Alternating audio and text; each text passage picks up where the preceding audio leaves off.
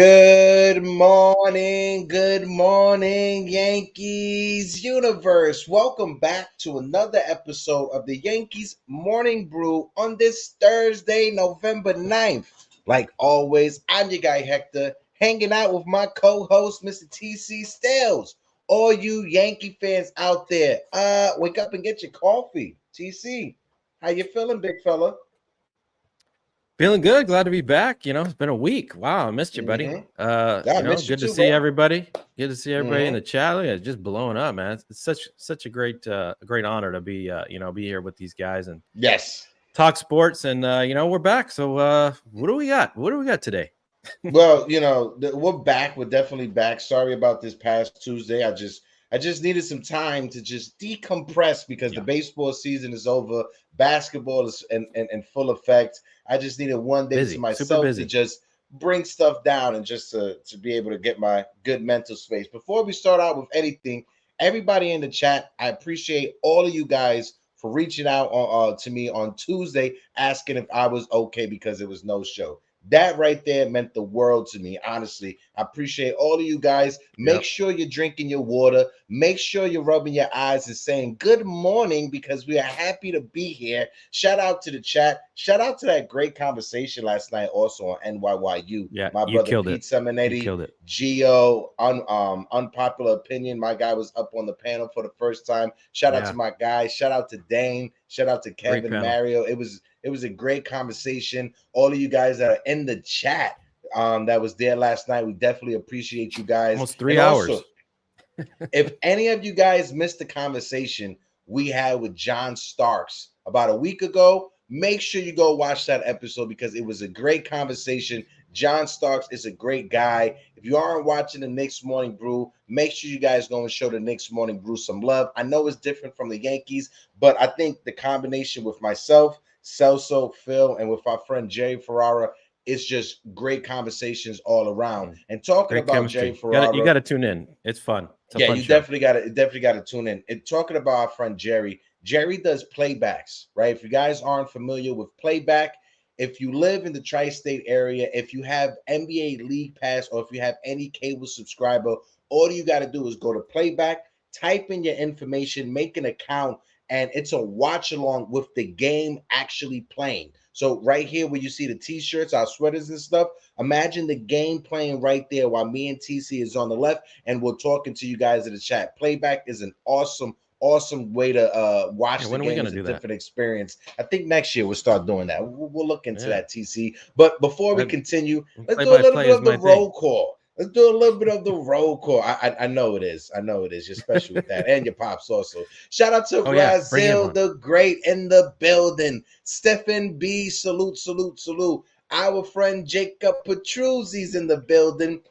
Our guy 01LS1Z28DABX is in the building. Jonathan, how you doing? Shane McNeil, good morning, Oz. Appreciate you, Shane. Damian Serrano, the Yeah, Fast and Damien. Furious himself. Good morning, chat. Hope everyone is good. I hope you're good as well, my guy. NFE is in the building. NFE. My guy Dev Finch, Lorenzo Cardone Oh, is in the Lorenzo, what's up, building. buddy? Dr. Hitskins, one of my favorites. Anna Marie LaBille is Anna, in the building. Anna that's Marie, I right. hope all is well. My guy Ness is in the building. We got Krista Flash. This is going to be a What's up, great Chris? conversation. Of course, we're going to have the open panel later on today. TC, you know what I found out the other day in Yeah, Pete's Discord? That me and Anthony Medina used to live next to each other. Anthony next Medina, door to each other. no, like in the same like Okay, 4 to 5 block you're area, just right, finding that in out New now, York huh? City. Just finding out that Anthony Wow, Medina lives in Pelham Parkway. My mom how still about lives that? over there in Pelham Parkway right now on Mace Avenue. So shout out to my I guy know. Anthony Medina, man, mana I'm de la still I'm isla. still bummed I didn't get to hang out with Anthony Medina on our Don't last worry. trip. You definitely be able to hang out with our guy Medina soon. Like Medina said, in the same neighborhood. My guy Uh-oh, Jason from Jason, 161 River what's Ave up, is in the brother? building. Jason, how you doing? But TC, Yeah. there was a storm that happened this weekend. I'm not sure. I'm not sure if you know, right? There was two press conferences, right? One was a Embarrassing. Zoom, and then one was an in-person press conference, right? before we do that, we got 32 people in the building. If you guys can, please smack that like button. Like my guy Razil the Great just said, Pelham Parkway. Shout out to everybody in the Bronx. I miss my home, Razil. There's no place different like the Bronx. I always like to joke around that some of the craziest people in the world are, one, from Florida, and two, are from the Bronx. And people from the Bronx, we just have a different mindset. So shout out to everybody that grew up in the Bronx. But TC, we got to talk about it. So let's throw the transition.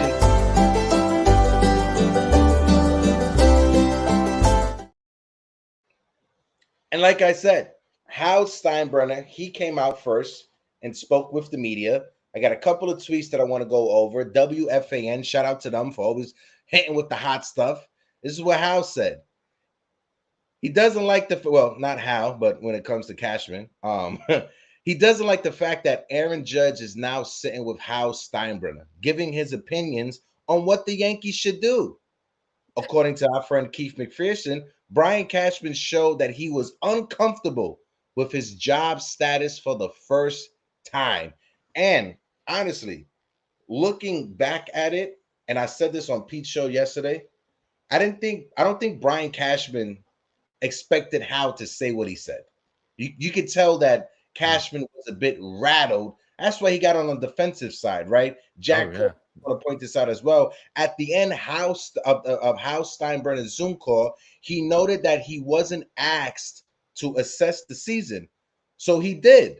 And Hal Steinbrenner came out and said, it was awful. We accomplished nothing. He said the fans didn't get anything close to what they deserved.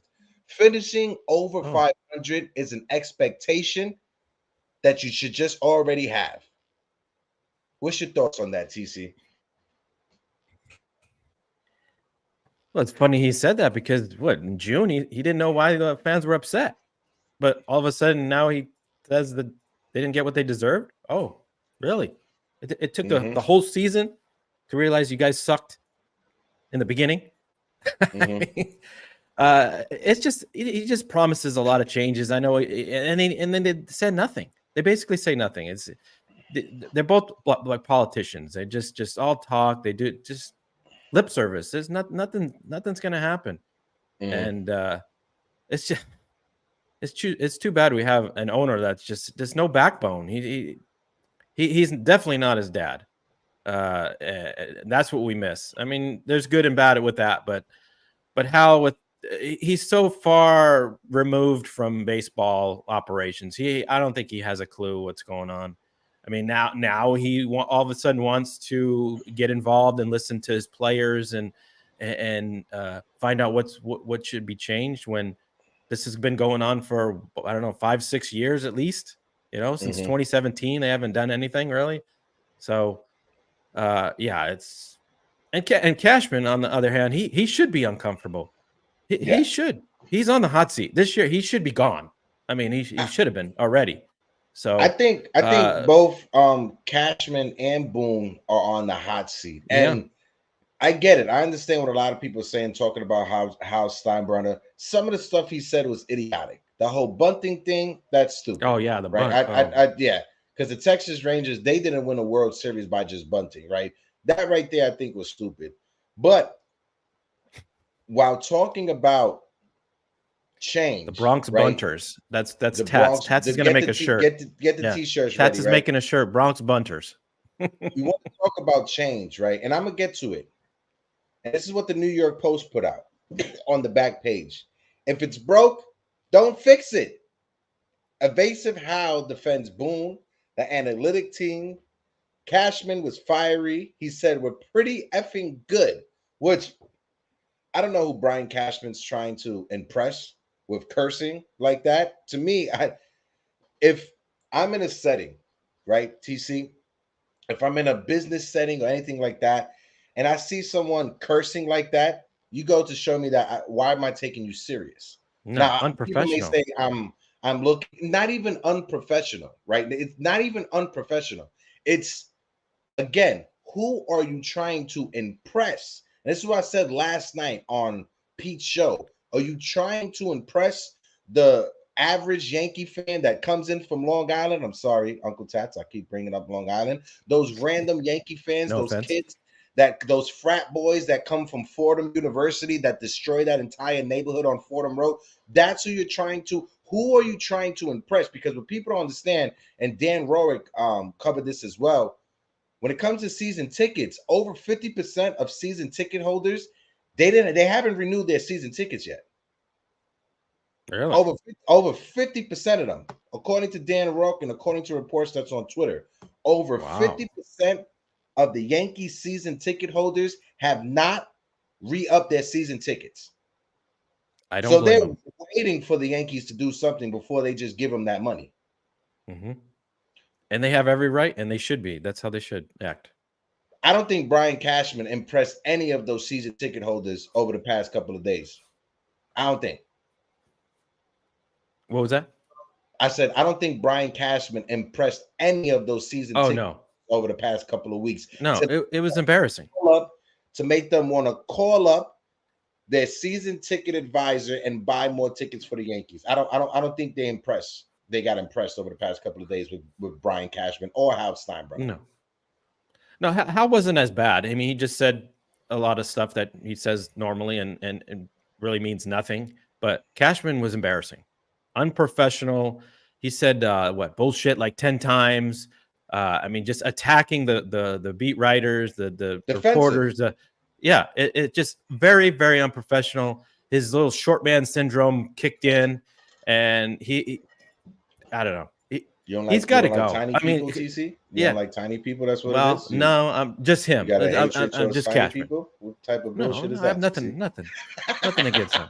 No. My guy NFE in the chat says, if it's another unsuccessful offseason and another disastrous season going into 2024, Boone is definitely gone. And in his final year of his contract with a 2025 option, Cashman needs to be gone. NFB, I'm right there with you. That's what I think. If you listen to Hal Steinbrenner, he kept up bringing up Aaron Judge, and he kept bringing it up like I have conversations with TCs. I'm like TC and I. That's how Hal Steinbrenner was referring to Aaron Judge. Kept saying Aaron Judge and I. We're going over this. We're going over that. You think Brian Cashman wants Hal Steinbrenner or wanted Hal Steinbrenner to say that during the meeting? That's why I said Brian Cashman was super defensive yesterday. He looked like a fish out of water fighting for oxygen. Yeah, he knows his job's he's feeling uncomfortable, just like the quote here from Keith says that he's got to be uncomfortable listening to players over front office to make changes in the team, because honestly Cashman's had all these years to make changes and make the right moves, and he hasn't. And maybe his players know better. Hey, the next step is to bring in fans and have a fan group, like a study group, come in and say, what should we do? And they'll know better than what Cashman. That's not going to happen. But, we're talking about Cashman, and I know we're beating up on Hal Steinbrenner right now, but if you had to weigh out Hal Steinbrenner or Brian Cashman's, right? Both of their pressers, Hal Zoom and then Brian Cashman, like right there with the media.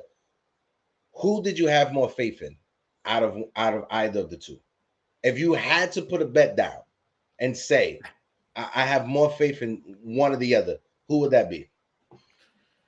I don't have much faith in either one, but right now at this point, I have more faith in Hal. I think he's pissed, he's embarrassed, he's listening to alternatives, and he wants to make changes. I don't know what those will be, but we'll see. Cashman, on the other hand, is just reckless and just arrogant. He talks down to people, and I have no confidence at all in him. None whatsoever. Yeah. I have little confidence in either of them, but if I had to put any money down, if we're in the casino, I'm putting my money down on Hal Steinbrenner, right? Because sooner or later, Hal Steinbrenner, 456, Hal Steinbrenner has to say enough is enough. Yeah. One thing that rubbed me the wrong way when Hal Steinbrenner was talking was the fact that he was referring to the team as a company instead of the Yeah. organization, instead That's of the team. That's good the one point. thing that rubbed me the wrong way, right? When it comes to Hal Steinbrenner, I don't want to let that just fly under the radar. The way he was referring to our team and our organization as a company goes to show me he has the mindset of a businessman, and Mhm. businessmen care about one thing: Money. profits. Profits over people, profits Mhm. over feelings, profits over emotions.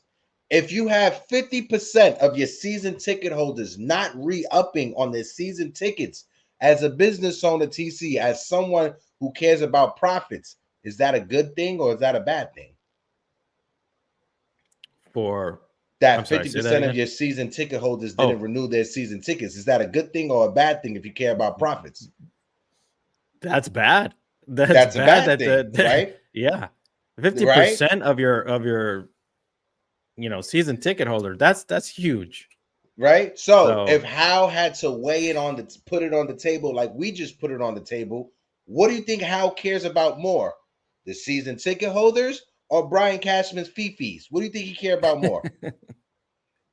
right now he cares about the season ticket holders. He needs to Point get blank those guys period. back Point in blank here period. now. Point Yeah. blank period. Not only do you have to get those over 50% of people that haven't renewed their season ticket holders, you got to get them interested to want to buy it next season and the season after Hmm. and the season after. So right now, this Hmm. off season, you got to go hard. If not, you're Yeah. assed out.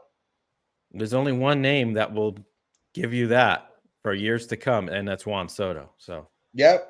got to be Two, Juan Soto. actually two. We'll get to the second one as right now. I Well, just want to yeah. Uncle Tats with the 4.99 super chat. Thank you, Appreciate Tats. you, Uncle Grandpa Tats. He says, How came off embarrassed while Cashman came off as frustrated and scared?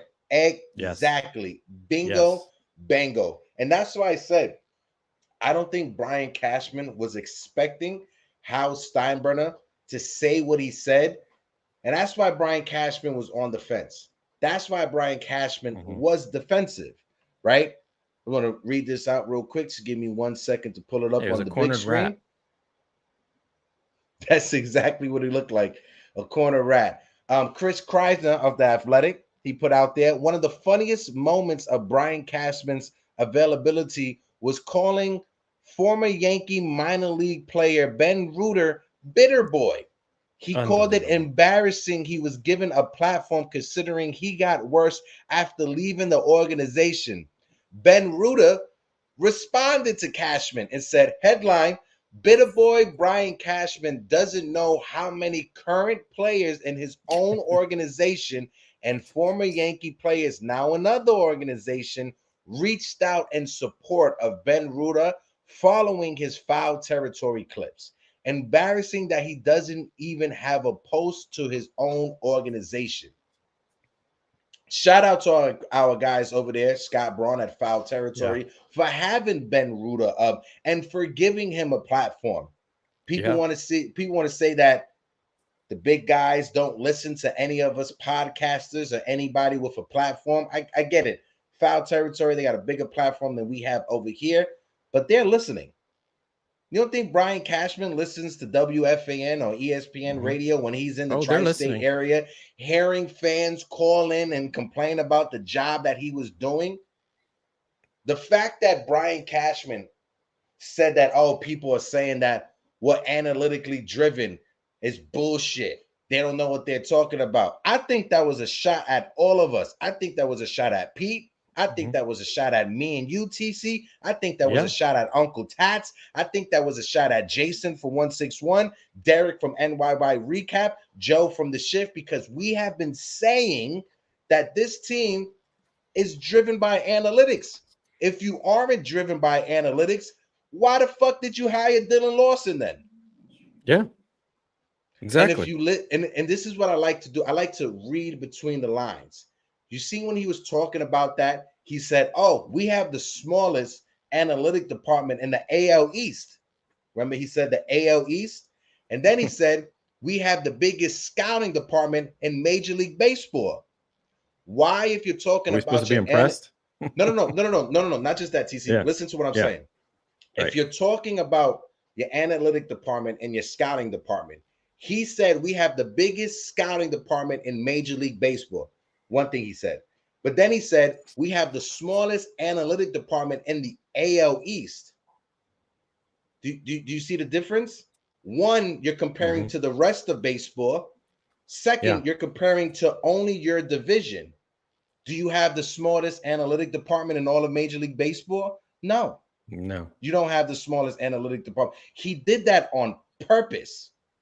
You see what I'm saying with reading between the lines? On one hand, he compared his analytic department to the AL East and the AL East only. And then he compared the scouting department to the rest of baseball.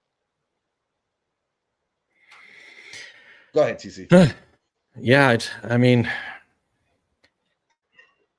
at this point, he doesn't he's just grasping for straws. He doesn't know what to say. He's just an embarrassment. I mean, trying to say that they're not driven by analytics, but yeah, Aaron Boone basically makes every move by analytics, by looking at a book. I mean, why else does he do the things he does? I mean, we scratch our heads every time while pulling pitchers and putting guys in certain positions and lineup changes, galore. I mean, if that's not analytics, I don't know what is. I mean, it's just, I mean, we've had enough. I mean, yeah, they might be listening to the fans, but guess what? They're not hearing the fans. That's the important thing. Oh, I think flip. They may be hearing what the fans are saying, but they're not listening to what the fans are saying. You're right. They're hearing but it's basically the same shit. Yeah. It's just semantics. It's just semantics, honestly, at this point. But I want to point out two chats real quick. Our guy NFE said, "Be careful, Hector. Cashman might be listening right now. He's going to set up people to hack your live stream. I wouldn't be surprised." My guy Enzo Cardona is in the building. He says, "What's worse is him saying that we had the smallest analytic department in the AL East. That sounded more like a problem we have than a solution." 100%.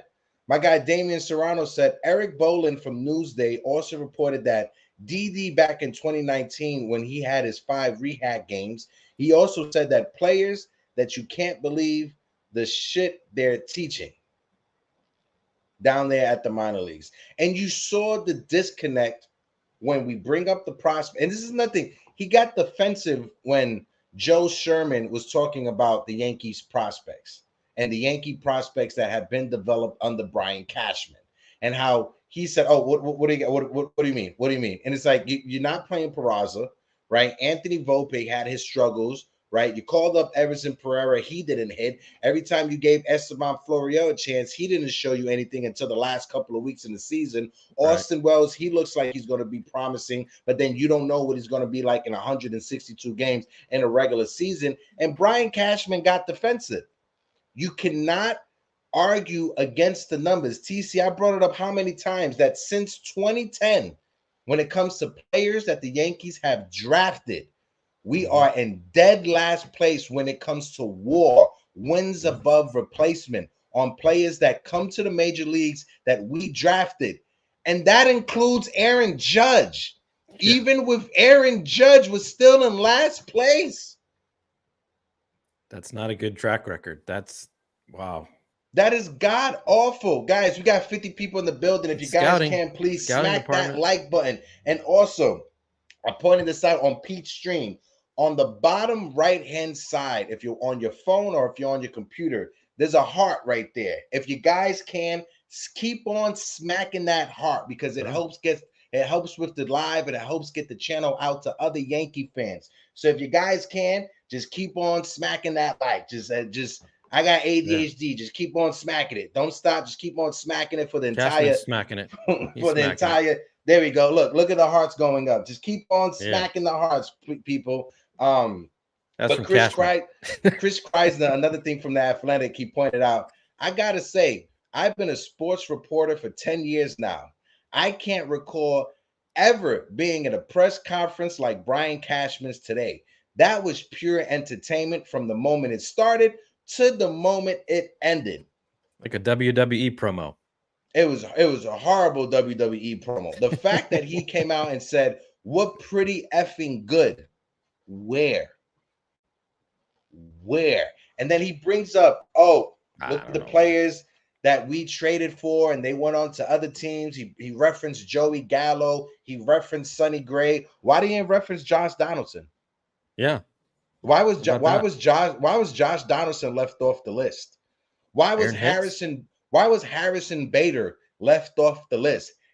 Harrison Bader, who was injured when you traded for him, you traded Jordan Montgomery, who you thought wasn't a postseason pitcher, who then goes on to win the World Series with the Texas Rangers. He was better off. They were ruining Montgomery anyway. But you want to bring up Joey Gallo? Yeah. You don't bring up Josh Donaldson. You ain't bring up Frankie Montas. You didn't bring up Harrison Bader.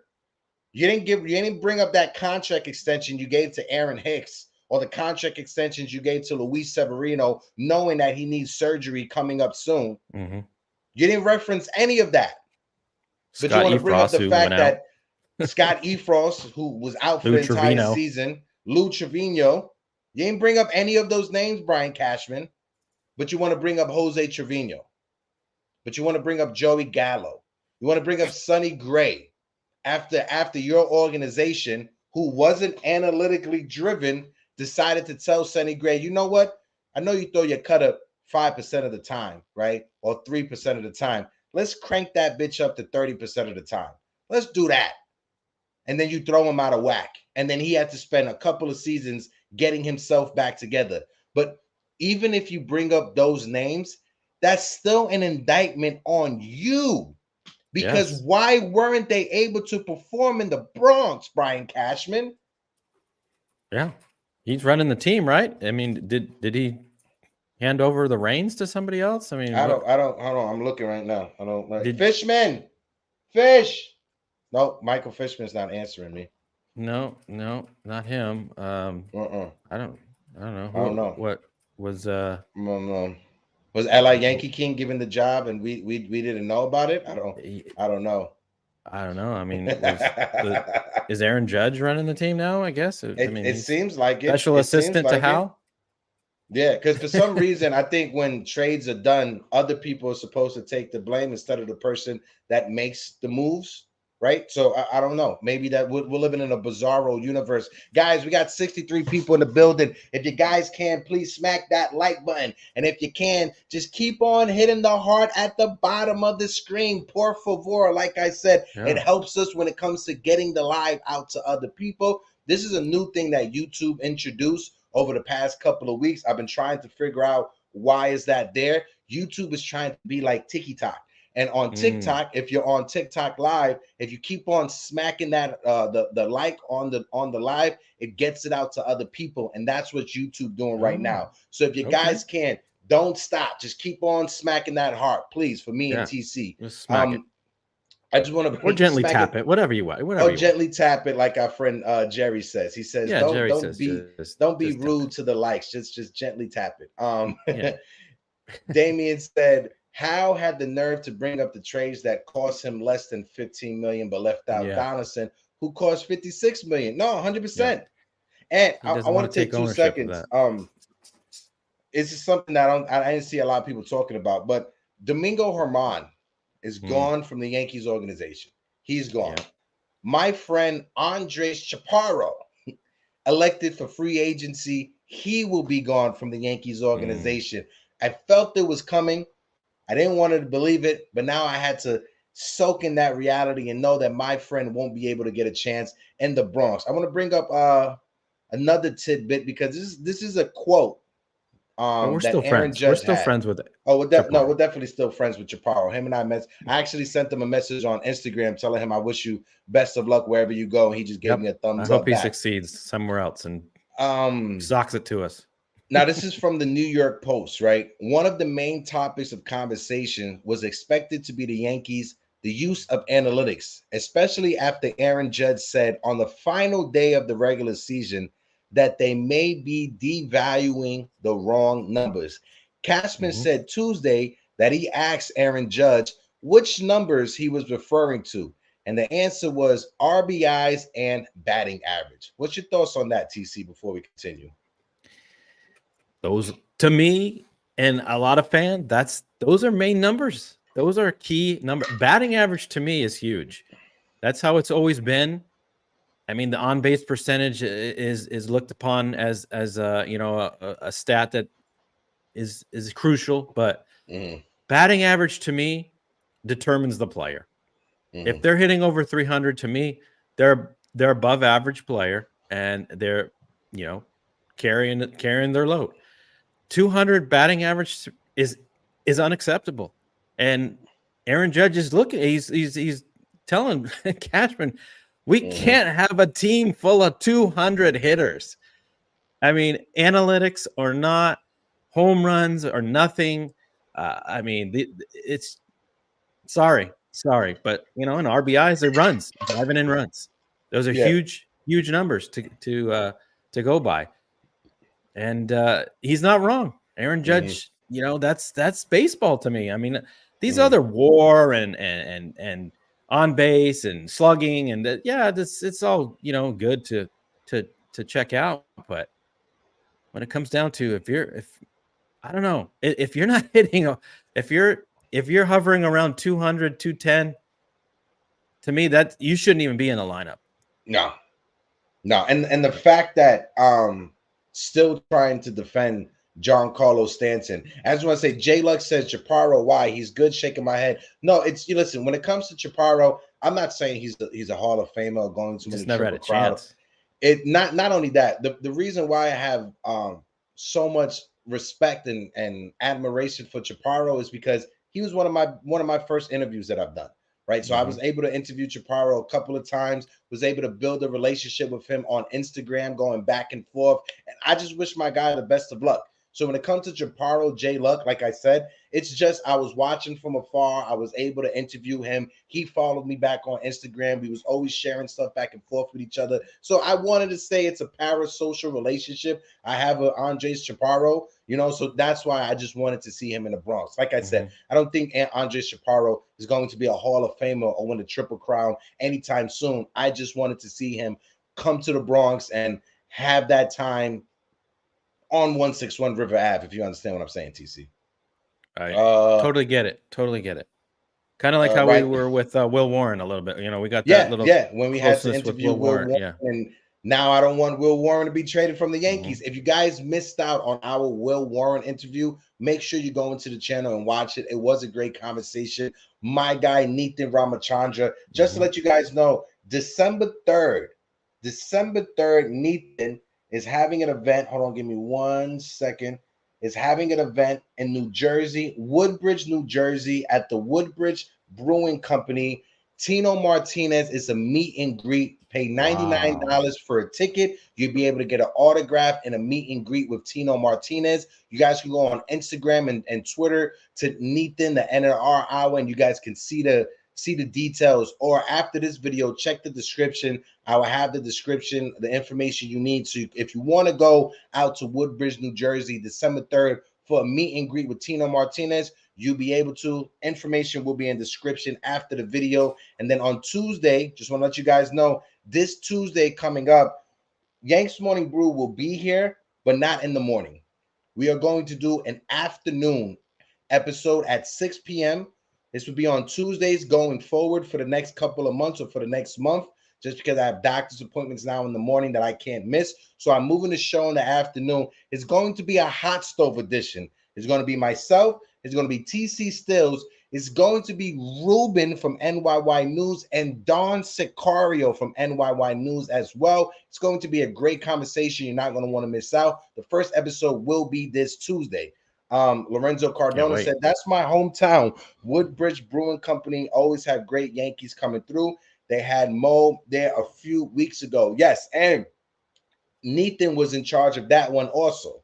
So my guy Nathan from the NNR Hour, he helps put these events together. He is a great guy. Make sure if you guys order your tickets, you just say Nathan, the NNR Hour. That way they could get credit for the ticket sale. You mentioned Tino Martinez. Go ahead. Isn't that a good name to be thrown around as a bench coach for Aaron Boone? You know what, TC? That's why you're my friend, bro. That's why you're my co-host, because I was literally about to segue into that. For Yeah. me, Tino Martinez, obviously former Yankee, who won a World Series, won several World Series with us. Definitely a name that you could throw into the hat. But I said it last night on Pete's show. Miguel Cairo. Yeah. I've been looking into Miguel Cairo over the past couple of weeks as a bench coach, and apparently in Cincinnati, him and Ellie De La Cruz, they had a great relationship.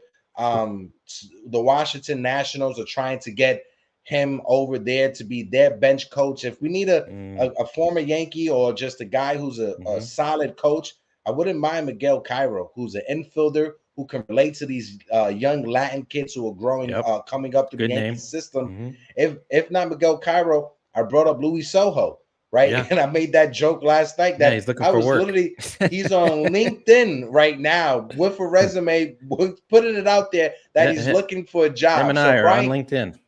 Brian Cashman, if you're out there and if you're listening, call up Luis Soho. He is on LinkedIn right now, and he's on Indeed trying to get a job in Major League Baseball. But no, Miguel Cairo, Luis Soho, and Mark Teammaker. Shout out to Mark Teammaker in the building. Jorge Posada. I wouldn't mind Jorge either. Would love to be that bench coach and eventually be the manager of the team. If we're going to bring back former Yankees, we got to bring back Jorge Posada, bro. Yeah, I think I mentioned last night on the show as well. I said Jorge Posada for bench coach and Willie Randolph. That way, mid-season when Aaron Boone gets fired, boom, you got Willie Randolph or Jorge Posada to take over, and they're perfect guys to manage this team. Easy. Yep. Guys, we got 63 people in the building. If you guys can, please smack that like button. Shout out to D's channel in the building. What up, Hector? What up, TC? Hope all is well. D, I hope all is well with you, my guy. Dr. Hitskin says, Mattingly for me.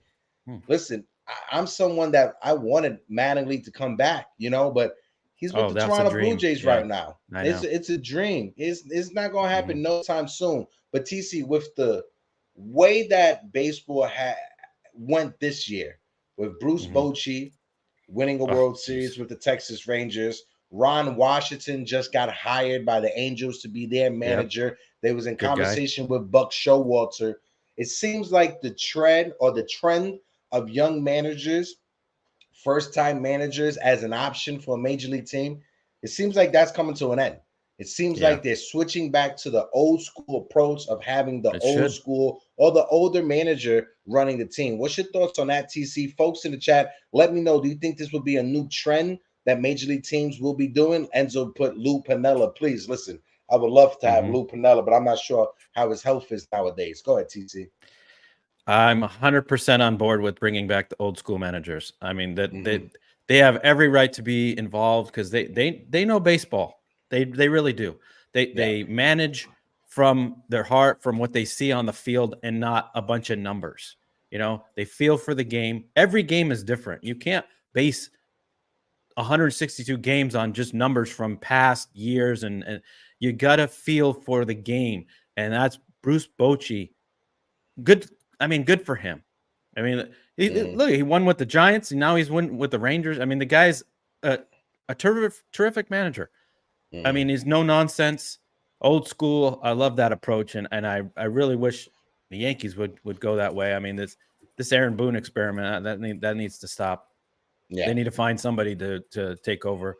I mean, we also even mentioned I think on the show Tony Pena, another old Yankee bench coach that old school catcher can relate with the Latin players. We got to bring in somebody like that. We got to bring in some old school, no nonsense, just not soft and letting players, have accountability. That's the number one thing. And Bruce Bochy, that's it. That's what you get. It's accountable. These players are held accountable.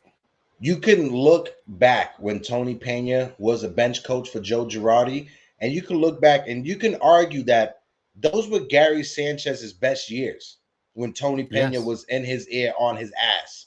Those were Gary Sanchez's best years. And now Tony Pena, he's managing for Los Águilas, is one of the teams in Dominican Republic when it comes to winter baseball. They're actually in New York City this weekend. They're playing in Citi Field. The tickets are $89. So if you want to go watch Los Águilas, and Licey is playing Not as well, cheap. make sure you guys go catch them, because those games are very intense. I apologize. D's channel said, I'm a female, Hector, but I'm fine to be a part of the bros. D, I do apologize for that. That's what happens when you just randomly assume who's in your chat.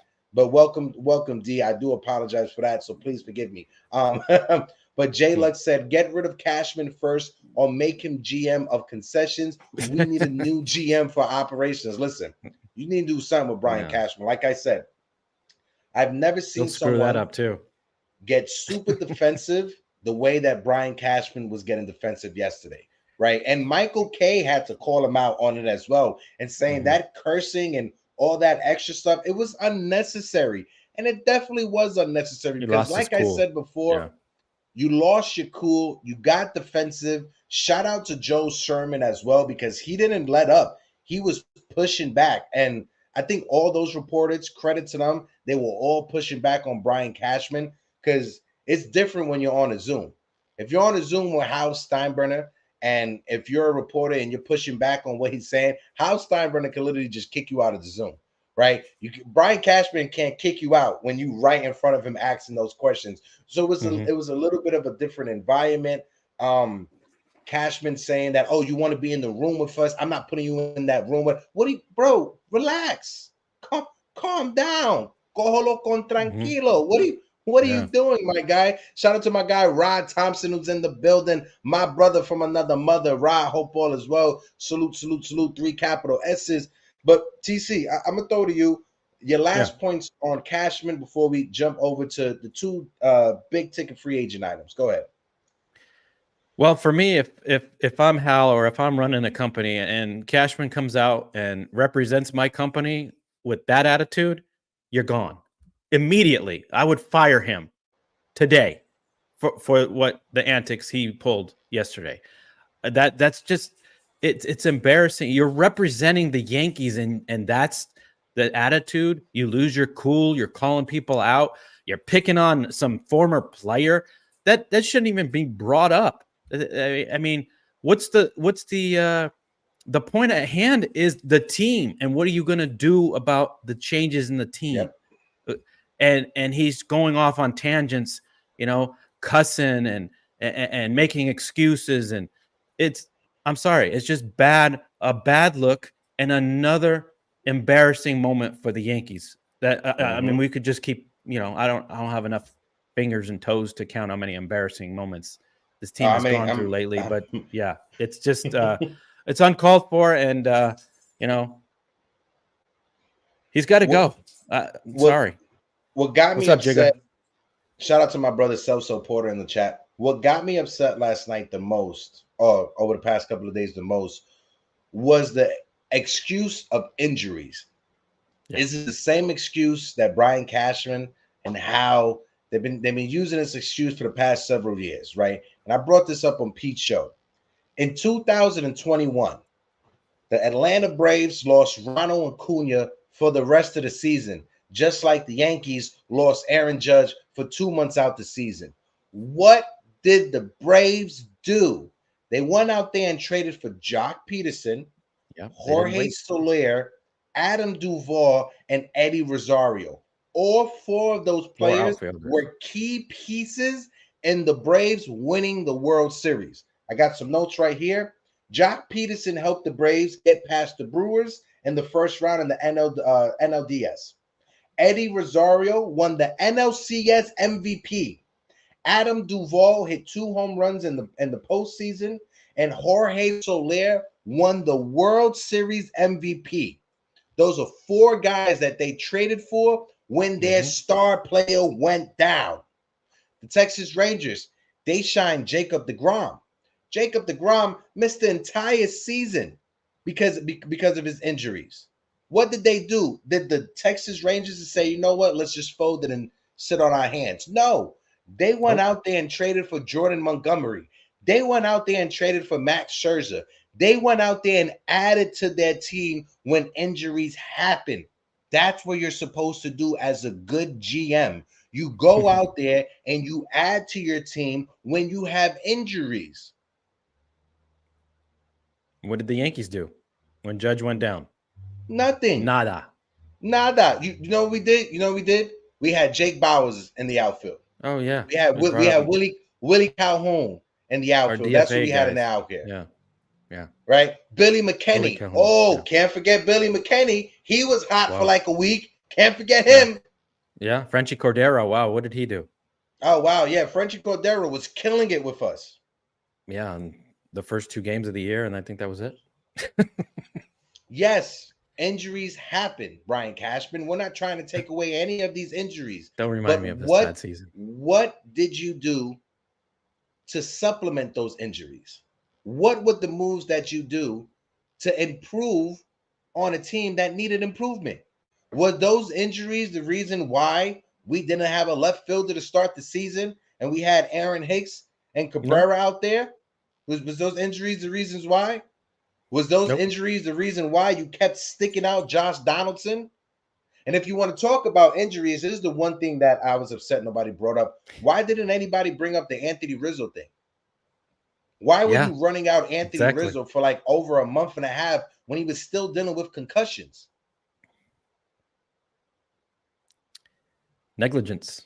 It all over. A team is full of just mistakes upon mistakes. I'm lost for words. I can't describe how bad this team looks. Cordero, Bowers, Calhoun, the Fantastic Four. Stop hating, guys. Yeah. Wow. And combined, they hit 205 or something.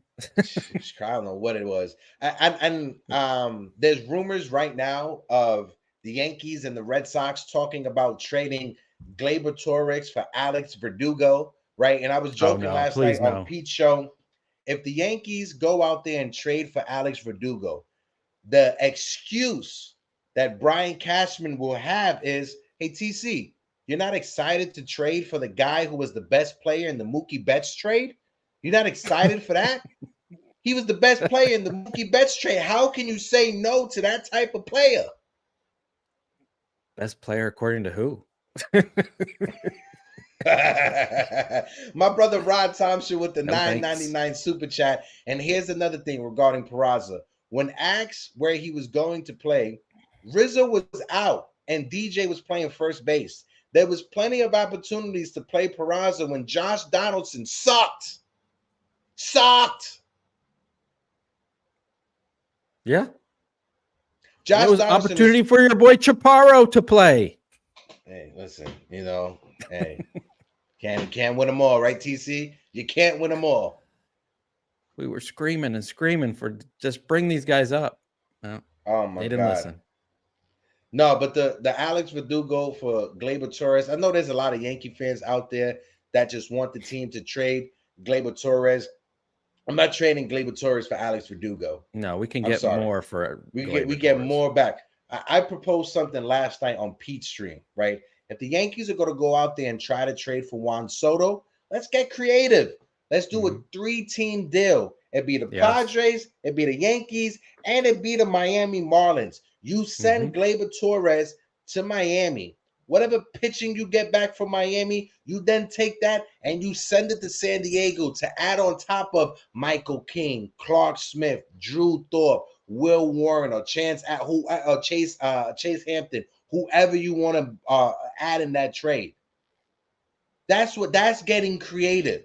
If the Yankees got to bring back Jake Cronenworth and have him as a second baseman or have him platooning with Oswald Peraza at second base, you do that. Also, shout out to Anthony Volpe for winning a Gold Glove. I just wanted to throw that out there.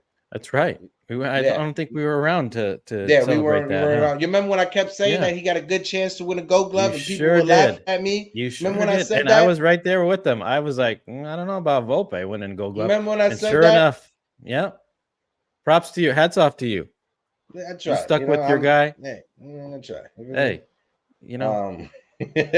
like Acevedo says, shout out to my guy Acevedo in the chat. You trade Torres for pitchers, not another bat. Absolutely. And shout out to my guy Dane Huber, who put a perfect package together for Juan Soto. Like I said, you send Gleyber Torres to Miami. Whatever pitching prospects or whatever pitching back you get back from Miami, you ship that to San Diego on top of Will Warren, Drew Thorpe, Spencer Jones, whoever else you got to add in that package to make it enticing for San Diego to want to trade Juan Soto. I know you don't want to give us Spencer Jones, but bro, we're gonna wait 2 years for Spencer Jones to develop. I'm not worried about if I have Juan Soto. I'm not. Spencer Jones can go. I'm not worried about some of these pitchers. I think we need to hold back if we're going to give them some Miami pitchers as well as our pitchers, King and Thorpe and Warren. I think we got to lessen the deal because if we're going to take off some of their money with Cronenworth and Soto and maybe Carpenter or somebody else, I don't know. I think that might be a little too much for them. No, I get that, but if the game plan is to sign Yamamoto, and with all the reports that are coming back, I know people laughed at me for saying this also, but Frankie Montas will be back in the Bronx next year. Frankie Montas will be a thing that Brian Cashman will try to force down our throats to be like, you see, guys, I was right. Look at Frankie Montas after being healthy. Look how good he is. So I definitely think Frankie Montas will come back. So if we have a starting rotation, I'm okay with it. It could be Garrett Cole as your ace. It could be Yamamoto as your 2, Carlos Rodon as your 3, and then the last 2, Nestor Cortez and Frankie Montas as your 4 and 5 starters with whoever is left over after the trade. I don't think that's a bad starting rotation.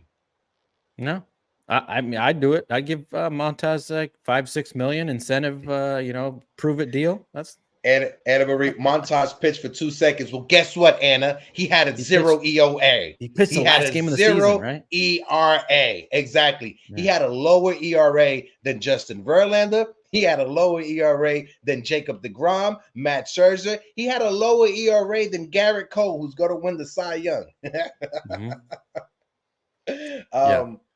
Never have enough pitching. So, Montas, I'm not like NFE opposed says, to it. Look, if we get Yamamoto, we got to get Yamamoto. No, we definitely have to get Yamamoto. And I want to switch up. We're going to talk about Soto or Yamamoto first. Who do you want to talk about first, bro? Before we go into the open panel.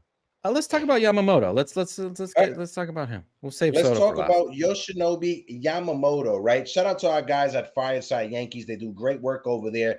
And his final start in the MPB, Yoshinobu Yamamoto, he took the mound in a do-or-die Game 6 for the Buffaloes, and he threw 138 pitches. It was a complete game, 9 innings, 9 hits, 1 earned run, no walk, and 14 strikeouts. And after that game, everybody knew that, that was going to be his last game. And both teams, they honored him, they celebrated him, and I thought it was a beautiful moment. I'm all in when it comes to Yamamoto, right? John Morosi also said, Yoshinobu Yamamoto posting will open soon, most likely within the week. Once the Aurochs Buffaloes formally post them, MLB clubs will have 45 days to sign him. I think it's going to go faster than the 45 days. He's going to be signed within that first week. What's your thoughts on Yamamoto, bro? Yeah, it's going to go quick, and all points or all signs point to 200 million, somewhere in that range. And you know what?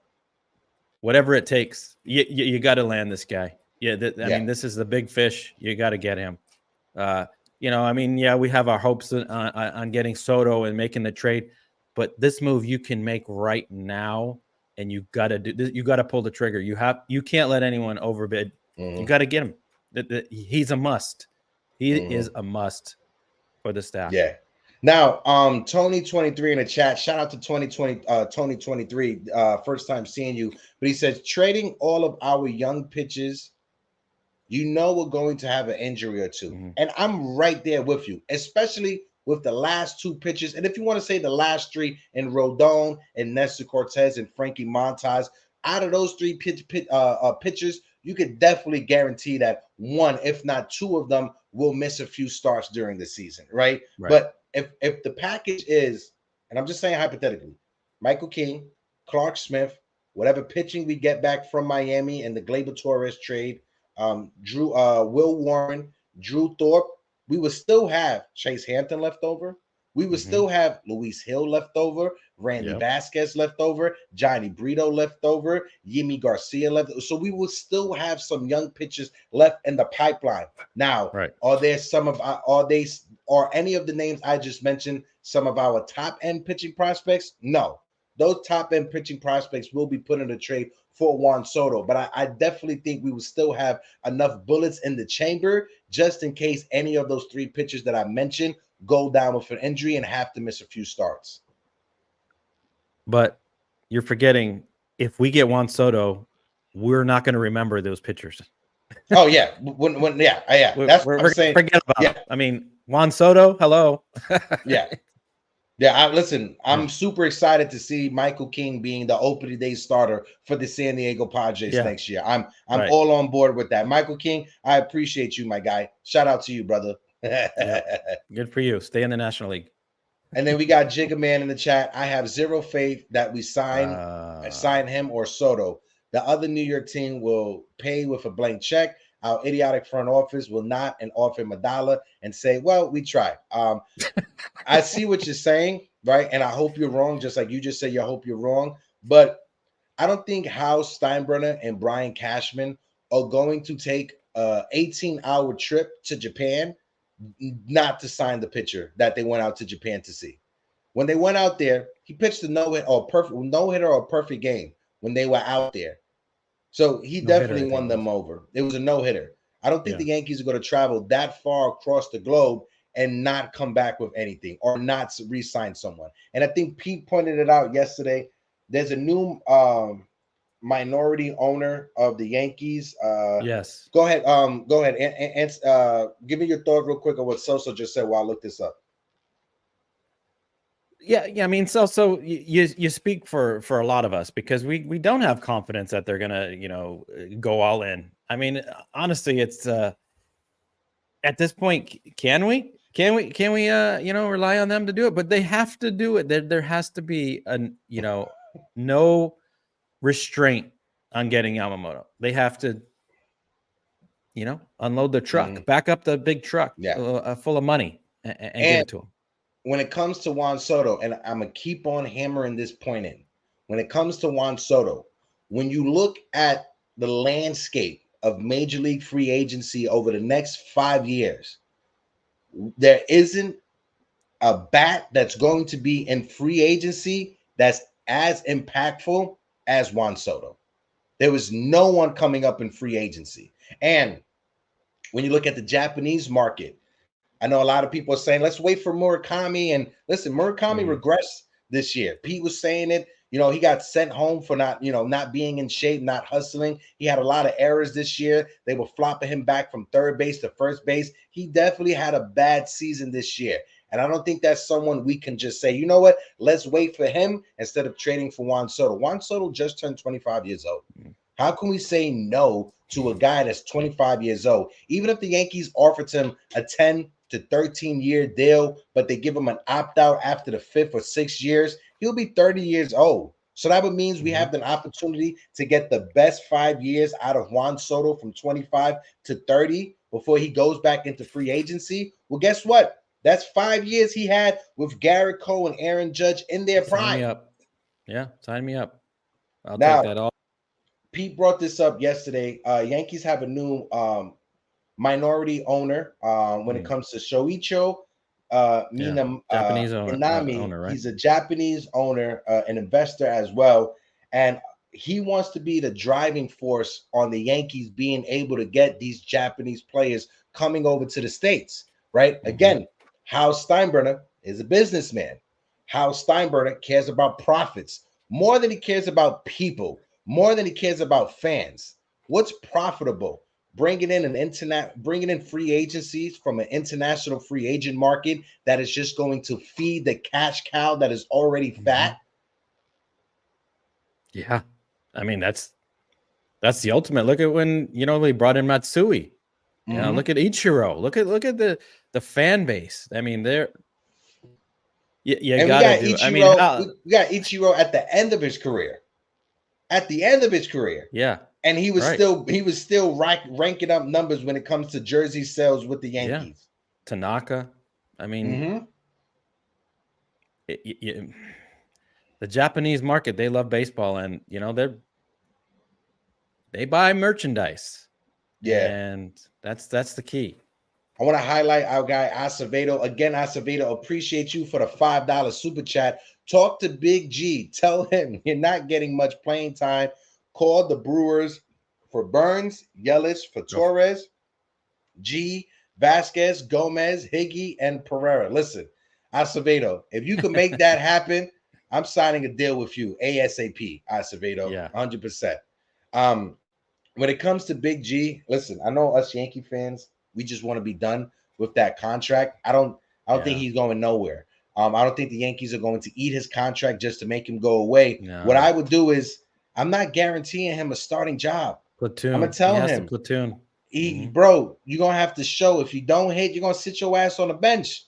Make your money on the bench. I'm not going to pay you just to walk away. I'm gonna pay you, and your ass is gonna sit on the bench. If I'm gonna have to waste a roster spot just because you're sitting on a bench, I'm gonna just have to waste that roster spot. Yeah, no, I agree. He can't have full-time playing time. No, he's to me, he's a it's the platoon DH, and maybe a very minimum of playing time in left field. I mean, 1 to 5 games. I mean, that's it. But no, he's not my everyday DH. Not unless he shows something in spring training and he's totally revamped his body and he's got bionic legs, but I can't put up with that anymore. I don't see it. Listen, John Carlos is gonna have to show up and shut me up. That's what he's gonna have to do when it comes to next year. Big time Jerry Cadale's in the building. He said Sunil is into cricket. He has the knowledge of the game. 100%. People don't bring up pickleball or cricket into the chat because Sunil will lose his mind. L.I. Yankee King says, I think if the San Francisco Giants sign Ohtani, the Dodgers could be a team interested in Stanton and watch him go back to 2021 form. Listen, if the Dodgers want to take on Giancarlo Stanton, bye. You can go. If you want us to eat some of the money, we'll eat some of the money. But your ass could go to LA and you could hobble around those base paths over there in LA. Exactly. Let's see. Acevedo says he needs knee replacement. Only way he get better. He needs something.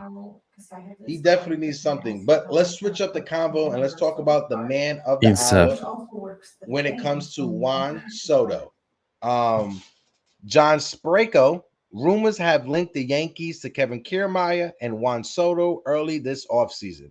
Both would fit Brian Cashman's description. Obviously, there are multiple factors that can impact their potential pursuit and the ability to land other players. This is in a response to Brian Cashman saying that we need 2 outfielders, a left fielder and a center fielder, preferably left-handed. Now, when Cashman comes out there and says preferably left-handed, it just makes me think. Didn't Cashman say years ago that it shouldn't matter if we have right-handed or left-handed hitters as long as they're just hitting? Right? Cashman came out years ago and used that as a defense to have all these right-handed bats in the lineup. And shout out to my brother Pete Simonetti from NYY Underground with the $2 super chat. Oh, it's my guys. Much love, fam. Pete, my brother. I appreciate we love you, brother. My guy. Definitely love you, bro. And again, thank you for having me on last night. If you guys didn't watch Pete's stream last night, it was the Knights of the Round Table. It was a great conversation.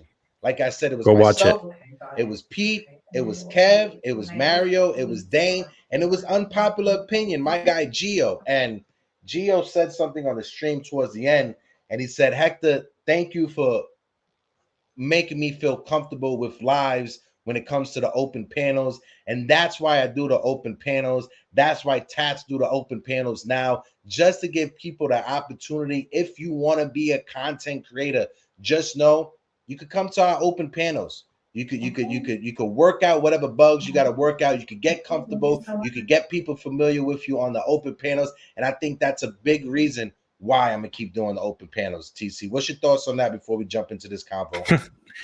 What's my thoughts? I'm living proof. I'm here because of you.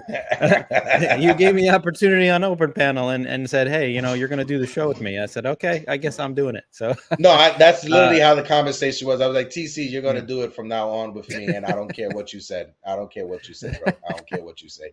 You're not going yeah, anywhere. You're with me, my guy. yeah, No, but it's been a great ride. I keep on saying this. When it comes to the open panels, that's how I was able to do what I'm doing right now. Right. Shout out to Mhm. my guy Uncle Freezy at with the Blowing Cheers channel, but he had open panels for the Knicks.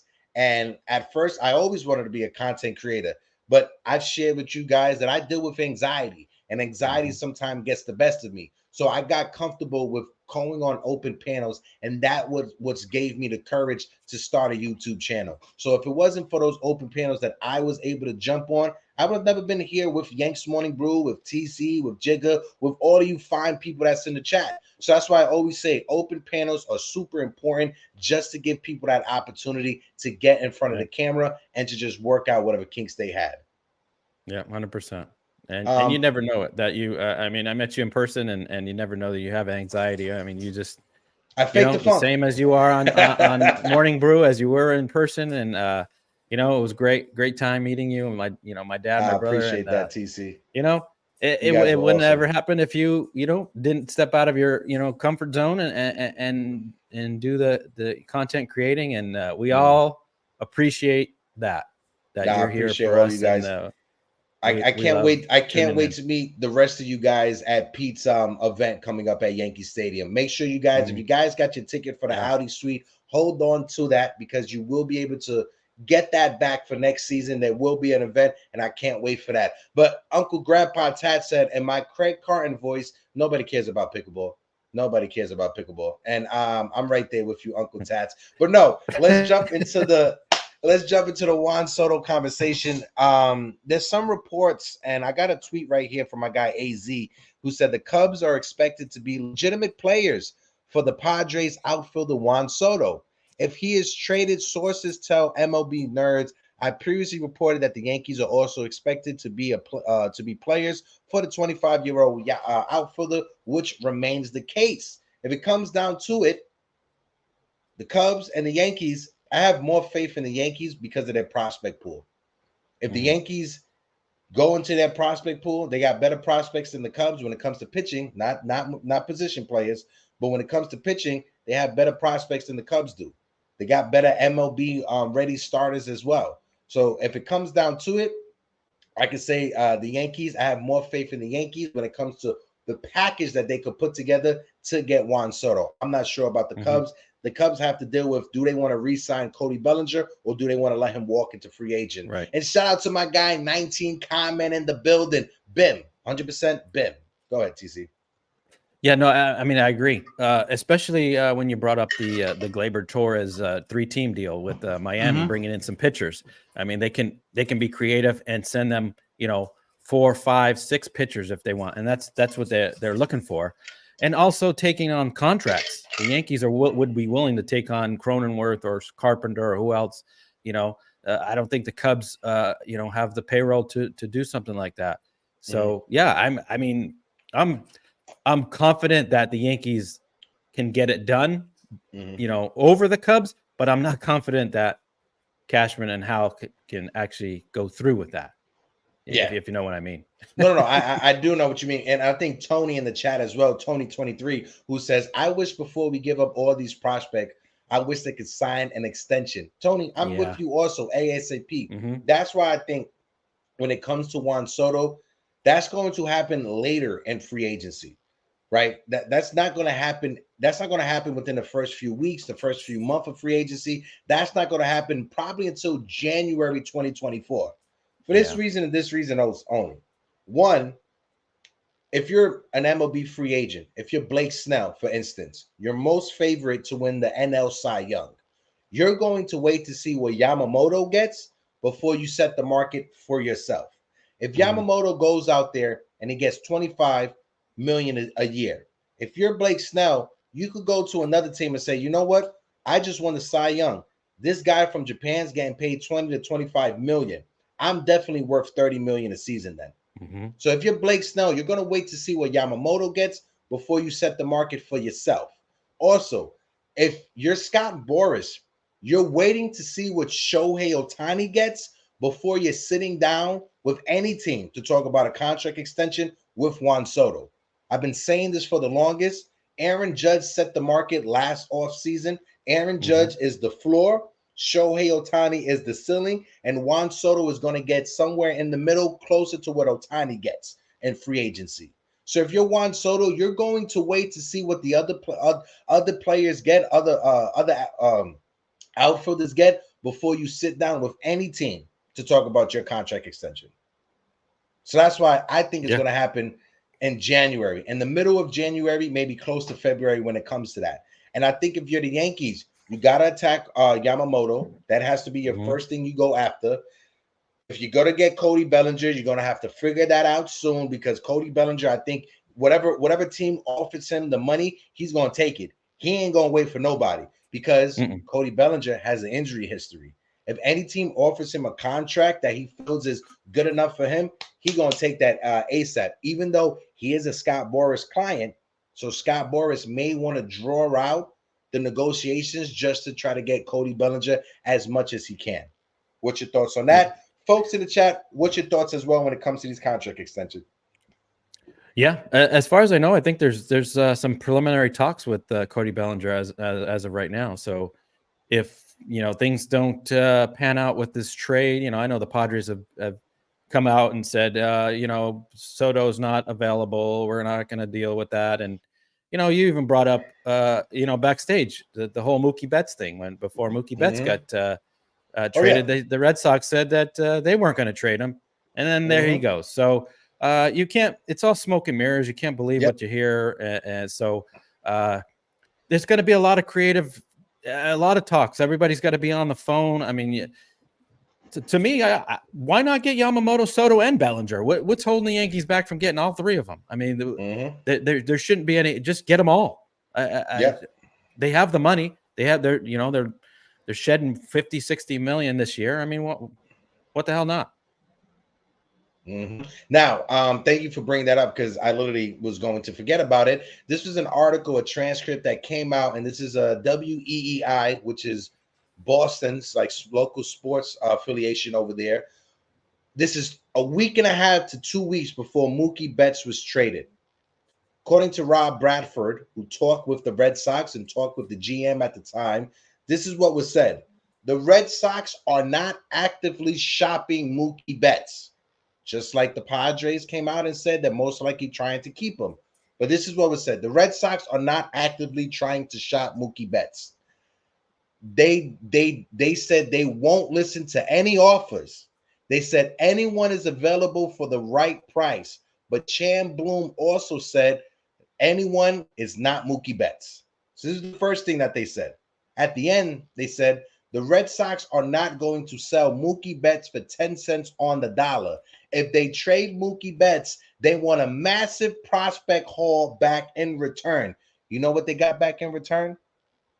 They got back Alex fucking Verdugo for Mookie Betts. The best player in that trade was Alex Verdugo. Just can laugh for that. I just want to laugh. Shout out to Chad. Grace Monroe's in the Grace building. Is here. Grace Monroe, the legend herself. Grace, Jerry has a good quote, but you got to put that on that. Put that on the screen. There we go. Yeah, big time, Jerry. I love you too. He says, I love our Yankee community. Hector, Pete, Jigga Man, glad to know you guys. If it wasn't for Todd, we would not have ever known you guys. Big time, Jerry. I love you, big time, Jerry. Just know that, and I appreciate all of your support through this time that you've been here. You as well, TC. Anthony Medina, Anthony Garcia. I appreciate all of you guys. It is a family. Yeah, it definitely is a family affair. Uncle Grandpa Tats. I think if this is a family affair, if we're having a family barbecue, how many toasts do you think Uncle Tats is giving in a barbecue? He's giving about over 5. I definitely would say that. Yeah, he's 100 maybe. Yeah, every 5 seconds, Tats is. Yeah. I want a toast to make. Uncle Grandpa Tats says, is there any chance that teams knock Boris down a bit and don't pay play his big game money. Listen, Scott Boras has been doing this ever since I was in high school and in junior high school. The man knows what he's doing. He definitely knows what he's doing when it comes to these contract negotiations. But fellas, it's that time, family. I'm gonna put the link for the open panel in the chat. We're gonna rock out to about like 12:45. Like always, let's respect the terms and services for YouTube, for Facebook, and for Twitter, every place that we broadcast this live stream. If someone is in the middle of giving a take, let them finish, because the same time we'll be giving to you. And let's be respectful to everybody. I know we're all passionate Yankee fans, but we can have a conversation without anyone calling anyone a big head or a dodo bird or anything like that. So yeah, I don't think we have a problem on this channel. We really don't. No, yeah, everybody's very don't. respectful and nice, and yeah, it's great. It is. It's family. And Grace, we miss you, Grace. Come on. We want to hear from you. It's been a while. You know what's funny? You didn't see it, right? Because he's backstage. But when you said, yeah, we're just nice with each other, Jonathan is just laughing his ass off, because Jonathan is like, no, I have some shit that I want to get off my chest. So we're going to transition to the open panel, and we will be right back.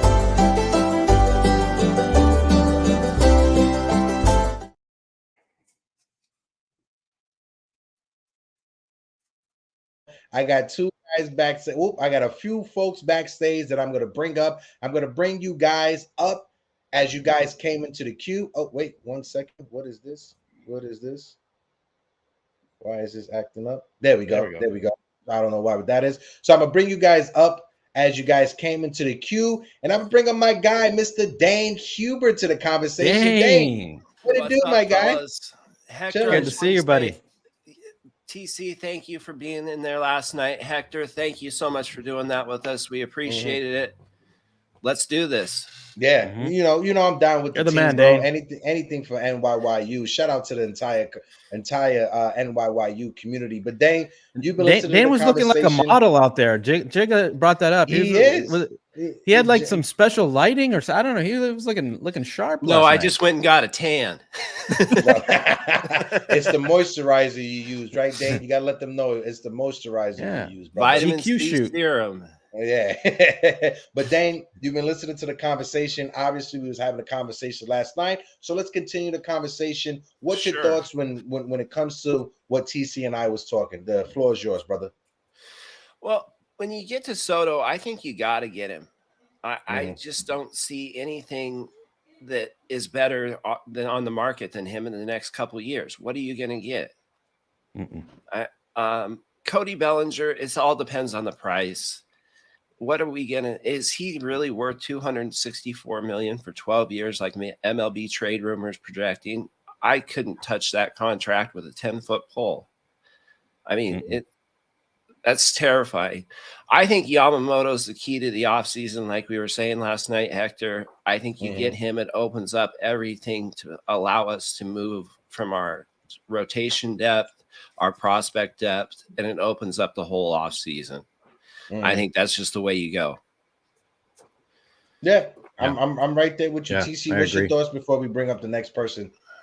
Yeah, I mean, if we can't get some offense, which we desperately need, we got to solidify our pitching. I mean, if we can dominate with pitching and have 4 or 5 good, I mean, we got an ace in Cole. Yamamoto could be the 1A, and Rodon if he bounces back. I mean, that's a great 1-2-3 punch. And, we do need the offense. But again, if we can lock down that kind of rotation, it looks good for the season. I'm definitely. Yeah, I'm here chuckling because Li's backstage, and Li put his name as Li was right about Brian Cashman, and I changed it to Li loves Brian Cashman, and he just flipped me off. Back to what he put originally. Li, I'm gonna bring you up, but I just want to let people know, like I said, I bring you guys up as you guys came into the queue underneath me. So I'm gonna bring up Damien, then I'm gonna bring up Jonathan, then I'm gonna bring up Chris, then I'm gonna bring up Sunil has his name as Ben Roto. So I'm gonna bring up Sunil and then Li at the end.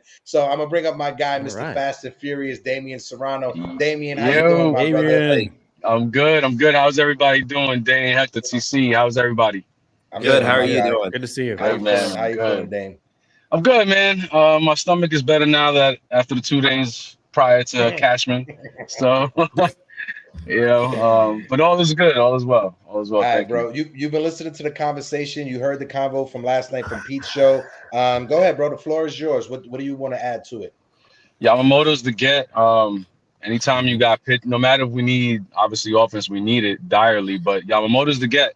Anytime you can add an arm like Yamamoto to the rotation, you got to go get him.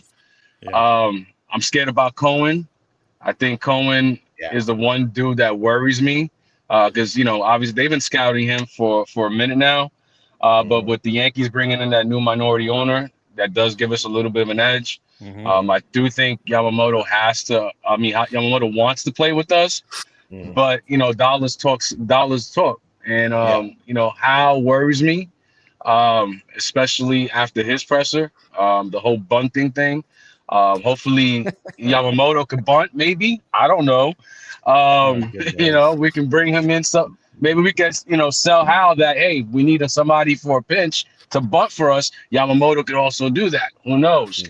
But other than that, Yamamoto's the get, Soto's the get. I think what the Padres are talking about holding on to him, I think that's all smoke. I think that's up to raise the price up.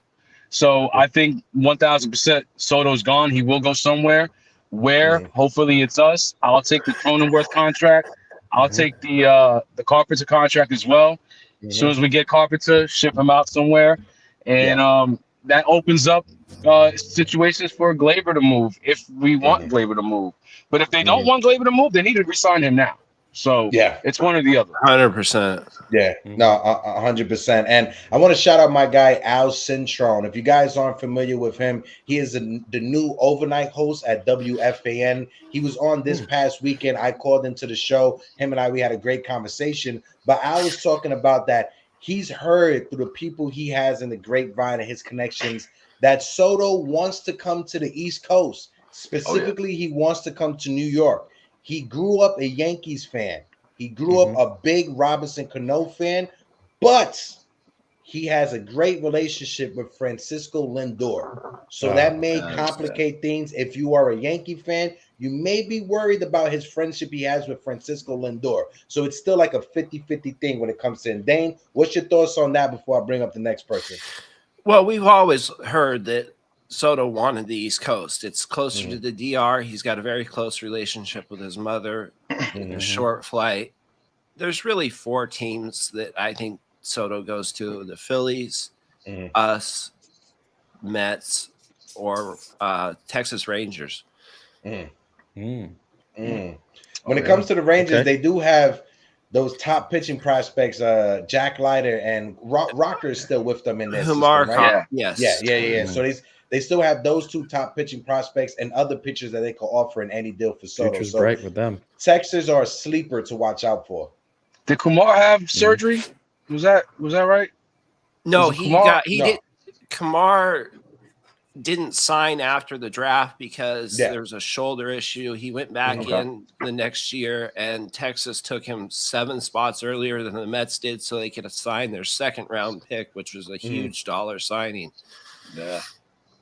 So Kumar Rocker is always a pitcher that I wanted to see him at the major league level. But I'm gonna bring up the next guy to the chat, and it's going to be Uncle Grandpa Tats, because Uncle Grandpa Tats, I miss Uncle him. Tats. He's wearing the WFAN shirt right now. Uncle Grandpa Tats. First of all, what's up, buddy? You look very refreshed from your vacation. I'm glad that you're back. He I'm does. glad to make your contact. It was a good time away. I'll tell you that. I did miss well deserved, Tats. Well deserved. Good time away. Thank you. Yeah. But go ahead, Tats. The floor is yours. What do you want to add to the convo, brother? The whole thing was Soto. I think it's Soto or bust. To kick off the off season. I kept. We had put up on Pitchlight Chronicles our top 5 free agent wants. We didn't discuss money or anything like that. It was just who we want. And my 1 and 2 was Yamamoto and Soto. And I think Soto's moving to the top of the list because of the offensive need. It's one of those you have to make that deal. The offense has been the problem, not the pitching. We're gonna have to give up some of the pitching to, our pitching depth which we're going to dive That's into okay. on Saturday. Mhm. But it's it's got to be Soto. It's time for I'll because it's your channel, not mine. I'll just say the Yankees need to flex that big D energy. You know what I mean? They need to prove to baseball that they're still the Yankees. Yeah. This is the off season to do it. Yeah. No, I'm 100% with you, Uncle Tats. And Tony 23, and I think you guys will be on board with what I'm about to say. He said, "Do we really trust the Yankees? What this front office to pull off all these moves?" Tony, with the track record that this front office have, I don't trust them. With the track record that they have, the only thing I trust is the fact that one, keep on saying it, how Steinbrenner was embarrassed this past season. That's one. Two, I said it earlier, over 50% of season ticket holders have not renewed their season tickets. And that's a big driving force to have a big off season. And three, if Brian Cashman wants to fix or wants to mend or wants to try to defend whatever resume or legacy he has with the Yankees, you have to have a big offseason. Because if Brian Cashman shits the bed this offseason, those championships that we got before, that's in the past, my guy. That's ancient history. You will not be remembered for any of those championships if you let Juan Soto get past you. You missed out on trading for Miguel Cabrera back in 2007. He's going to be a Hall of Famer. You missed out on signing Bryce Harper back when he was a free agent. He's going to be a Hall of Famer. You cannot miss out on Juan Soto. No. There's nobody else. There's nobody else that moves the needle that can help this team. Yeah. He has to be the guy. What do you want to wait for Francisco Alvarez to be a free agent in 8 years? That's what you want to do? That's what you want to do? Wait till he becomes a free agent? Get out of here. I'm gonna bring up the next. Yeah, don't two be guys. Cashman and cussing on the channel. That's right. Don't watch. Yeah. Watch the language, folks. Language. Swear jar. I'm gonna bring up the next two guys to join the conversation. I'm bringing up my guy Jonathan, and I'm gonna bring up Krista Flash. But guys, if you can, smack that like button, and if you're watching on your phone or on your computer, there's that little heart that's in the corner. Just keep on tapping it like you're a kid that's in timeout and you gotta get out of timeout when it gets to 500 taps. Just keep on tapping it. So I'm gonna bring up Jonathan. I'll bring up Jonathan first. Jonathan, my guy, what it do, brother? What's up, Jonathan? Don't worry, I'll keep the profanity to a minimum. PG. Okay. Because you were back there flipping people off, Jonathan. Let them know what you want to get off your chest. Jonathan? Come on. No, that's what Sunil's doing right now. Sunil is flipping people off as he's eating a banana and yogurt. Go ahead, Jonathan. Maybe the difference between being on your channel and being on the Tats Open panel is I was in my car. Okay. But Tats, Jonathan, you the floor never is let yours. me forget that. The floor is yours, Jonathan. Go ahead, brother. Well, yeah. I think this off season, the two top guys, and they need to be Soto and Yamamoto. They can't be anybody else, and they need to clean house, basically. Trade. I would trade Glaber. I don't know why. There are a lot of people that saying don't trade Glaber. He's not going to help you in the long term. He's probably good for 1 or 2 more years, and then he's going to be downhill. But that's what I would. I mean, there's a lot of little things with Steinbrenner that I don't think he even knows how to run this team. He has this team. He likes money. He hasn't been to the World Series since 2009. Don't you think if you like money, you want to do whatever it takes to get to the World Series, which is why Harper should have been the ultimate free agent when he was available. He wanted to come to New York. Not everybody wants to come to New York. And he was basically begging the Yankees to sign him. Mm-hmm. If the Yankees do not get Soto, they will spend another 10 to 15 years scratching their head. And, you're going to be back here in 10 years saying, what happened to the last 10 years where we could have had Soto and another 3 World Series? Yeah.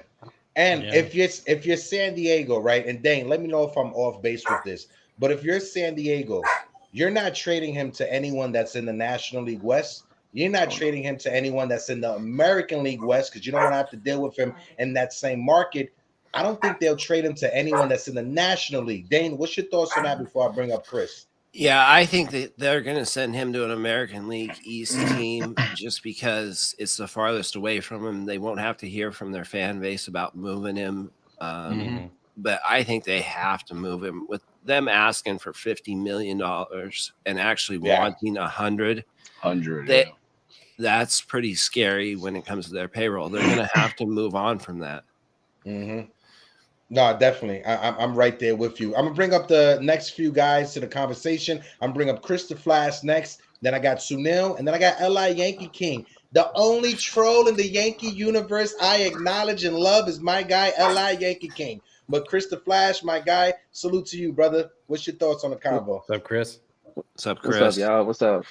First of all, that beard, I'm very jealous. I know. It's looking sharp. Chris, when we first met, my beard was like that. You know my beard was like that, Chris. Look, I'm gonna say this. I think that policy needs to go because I mean, some people can pull a beard off, some people can't.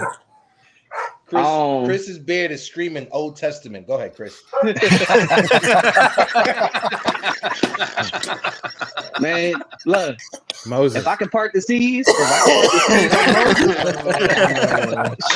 I want part those seas to get Yamamoto and Soto. I know. So look, yes, I'm probably gonna have to add money to that swear jar because go ahead, bro. How saying oh, I got 40 pages of the meeting and stuff like that. Like, dude, you're so distant from the team. Like, what are you talking about? If you the owner, just like Roman Reigns be saying, I'm the head of the table. Dude, you need to wipe your butt with them pages, bro. Like, you need to figure out what's going on with the team, what's going on with Cashman. And then speaking of Cashman, I understand, Jason from 161 got mad about people not listening to the interview and stuff like that. But I listened, and he said, personally, I think we got a fucking good team. Meaning the organization, the analytic team, and this and that. Well, personally, your fucking team sucks. Like, the analytic team sucks. Everything sucks about the team. Like, if you thought, I'm looking at the page of who we got on John Carlos and Rizzo, all that. You think that's a good team? And I'm not trying to poo-poo on John Carlos and Rizzo and them, but it's like the only big name I see on that page is Judge. So I just can't figure that out, that you think your team is good. And then you're trying to flex or brag, we got the smallest this and the biggest this. Dude, sit your small ass down with that small man syndrome, bro. That was an indictment on him because if you have the largest pro scout, if you have the largest pro scouting team, department, then why you got Willie Calhoun? Why do you have Jake Bowers up? Why are we missing on so many players? Why are we trading away players that could help the team? So your pro scouting team is doo-doo. Can I say go ahead, Jonathan. Absolutely. Yeah, do you realize also in the last 15 years, there's only been 2 players taken in the first round that make it to with the Yankees, which has been Volpe and Judge in the last 15 years. Yeah, and Judge was not even the top pick of the Yankees. And Clark Smith. And Clark Smith. But also, like you said, the pick that we got to use to trade, that was from Nick Swisher.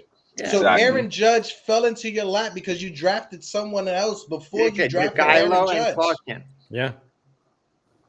And I wanted to say this too, Hector. And I know he's on Boston, and I know we really want Soto, but I was one of the main people to say we should have signed Yoshida. Look what Yoshida did his first season, especially against us. I wanted Yoshida. Yeah, I'm right there with you, Chris.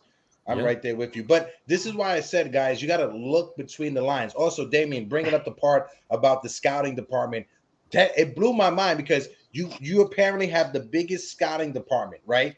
So why did you draft Anthony Volpe over Gunnar Henderson? Exactly. Dan, can you help me with that? Why draft Anthony Volpe, a right-handed hitter, over a shortstop who's bigger and Gunnar Henderson that hits from the left-hand side. If you have the biggest scouting department in the world. Because they saw dollar signs with Volpe. They saw marketing with Volpe. They didn't think about the players. They thought about the story. Oh, New Jersey kid, New York roots, Italian. They thought about marketing instead of winning, which is a big problem. Great point. And there's so much disorganization there's so much dysfunction within the organization because there are actually people in the organization, which is part of the reason why Cashman was so pissed off, that are against him, that are on the down low, talking to reporters, that are telling reporters the dysfunction that's going on.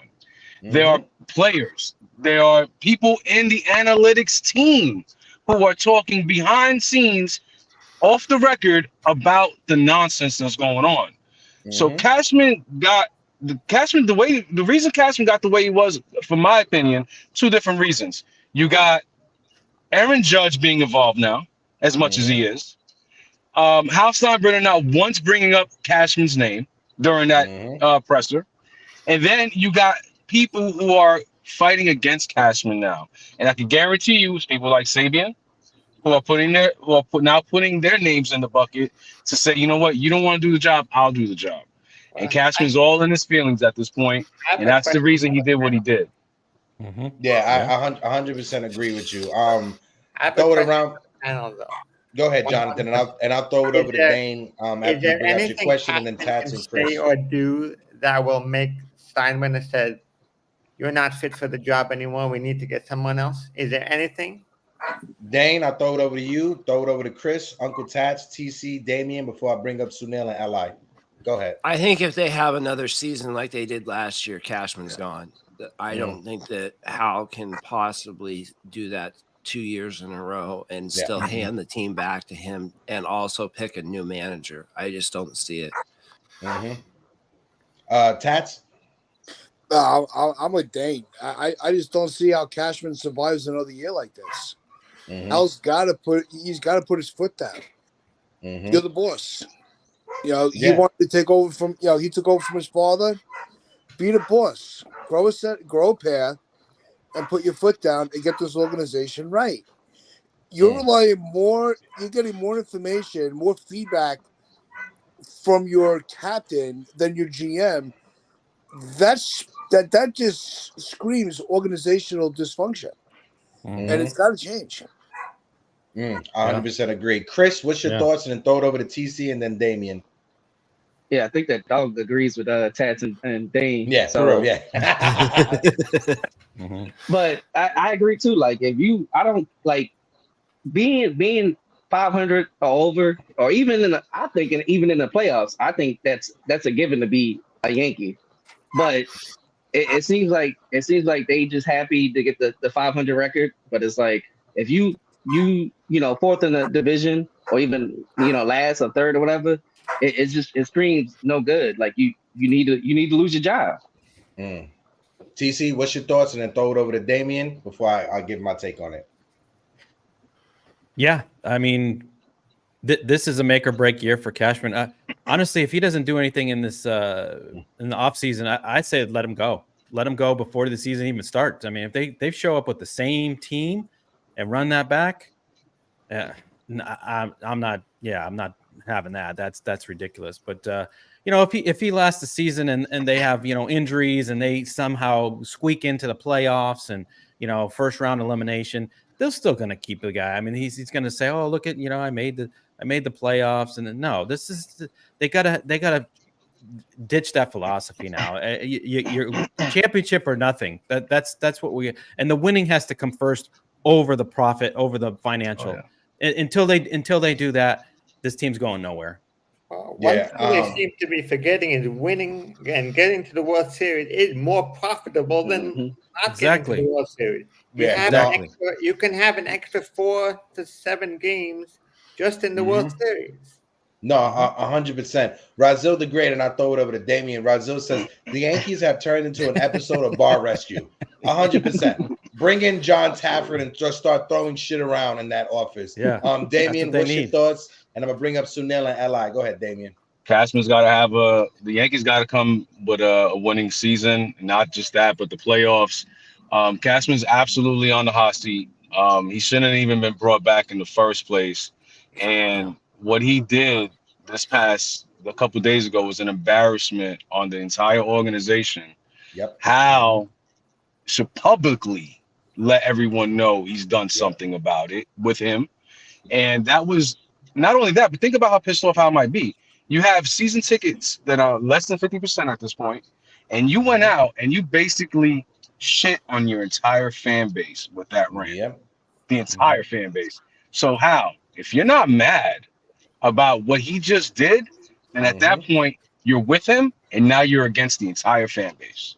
Yeah, and Pete said it. He used that as an opportunity to take shots at George Steinbrenner and the moves that he made. He said everyone being impatient, you just fire people and replace people. That's not how you do it. So that was a shot when it comes to George Steinbrenner. I just want to add one more point before I bring up the next two before we start wrapping things up.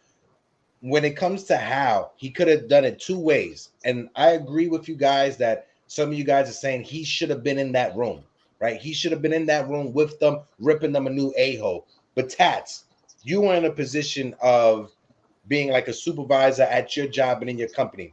If you want to understand your workers and what they feel, are you going to be in the room or are you not going to be in the room?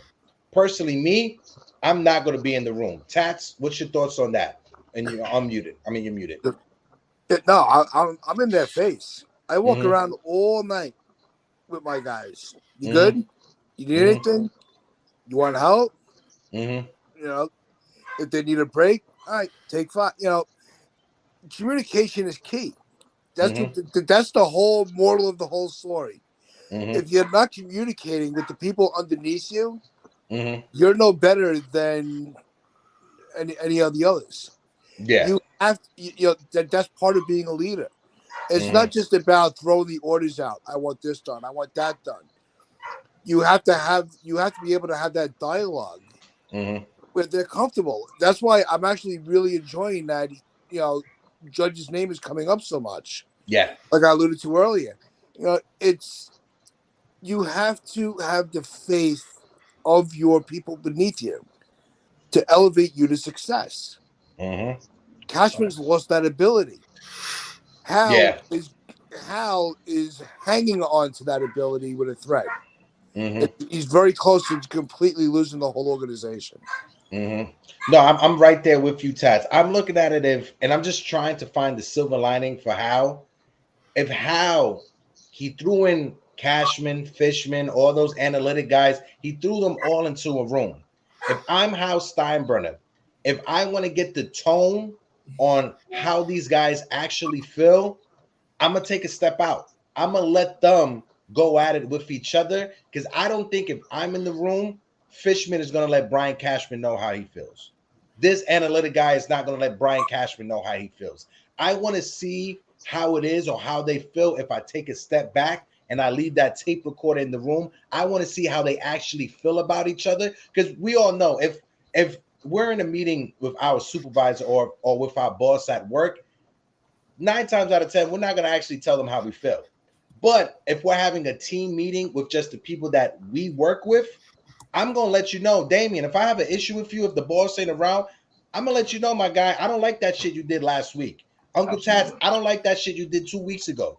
Dane, you remember when you called me a fathead? I don't like when you call me fathead, Dane. So you're going to let people know how you feel if certain people aren't in the room. And I think that's how Hal Steinbrenner approached it. I may be off base or I may be wrong when it comes to that. But I want to bring up Sunil real quick and then Li so they can add on to the conversation before we start getting ready to wrap things up. Sunil, Sudi, the floor is yours, my brother. Well, you can see from my screen name, if you read the full gist, why Cashman basically, ranted, full, rated NC-17 R or whatever the hell you want to call it. The full name is Ben Roto-Ruta Flush Cashman's Commode. Okay, anyway. Let's keep it clean. Go ahead. Yeah. Yeah. All right. Well, go ahead, Suno. You've been hearing the conversation What's your thoughts on it? Let's hear you. Go ahead, bro. I am beyond myself as to why Cashman is still here, even in a state before that rant, full of F-bombs and whatever, going full white boy Kevin Hart.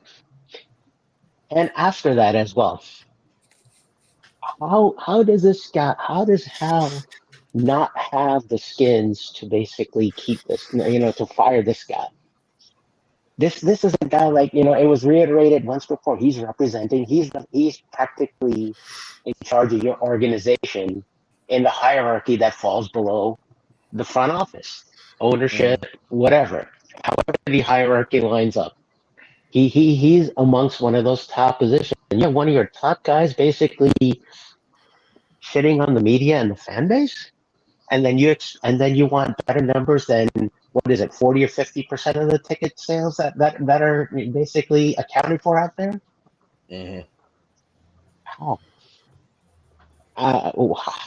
do you expect the math to line up? And I also want to say this, Chris, I saw what you did with that whole small thing. It was basically a verbal version of what Giannis did to get a second technical foul the other night and then got ejected. Nice little basketball reference there. But let's start going around the circle to get final thoughts before we get ready to close it up. I'm gonna start off with my guy Dane, Mr. Dane Huber.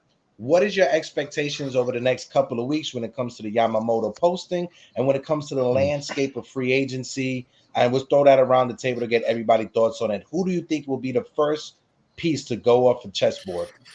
I think it's got to be Yamamoto. I think the most of the market is going to wait for him to see what he gets, especially the other big name pitchers, your Biebers or your Nolas and Snells and guys like that. I think Yamamoto comes off the board first.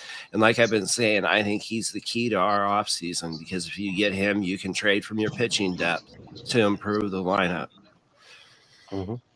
Copy. Damien, same question going your way. Who do you think is going to be the first chip to fall off of the board when it comes to the landscape of free agency? Same thing with Dane. Yamamoto, I think at this point is going to control the market. Everybody's all the big players are gonna wait to see where he goes in order to go for the Snells, the Nolas, guys like that. But I also would love to see Candelario come in. And if for any reason Soto does not come in, I think the Yankees have to absolutely pivot hard to Cleveland and go after Jose Ramirez. Oh, I like that one, Damien. Jonathan, same question going your way. Who do you think is the first one falling off of the chessboard? And people in the chat, let us know, who do you think is the first chip to fall when it comes to free agency? Go ahead, Jay. I also think Yamamoto will be the first one to go, but there might be some minor trade, no one that nobody's really thinking of, just little things. But the Yankees have to, besides getting Yamamoto, they have to get people like Kiermaier and people who can get on base. I don't know who's available right now, but I would personally, if I had a wish list, it would be Kiermaier and Soto and Yamamoto. Those would be the top three. Also, Glaber will be traded in my wish list. Glaber is basically, and Glaber is also making what? Going to make $12 to $15 million. 15.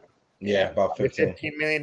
So you can take that $15 million and spend it on Kiermaier and Soto when he comes here.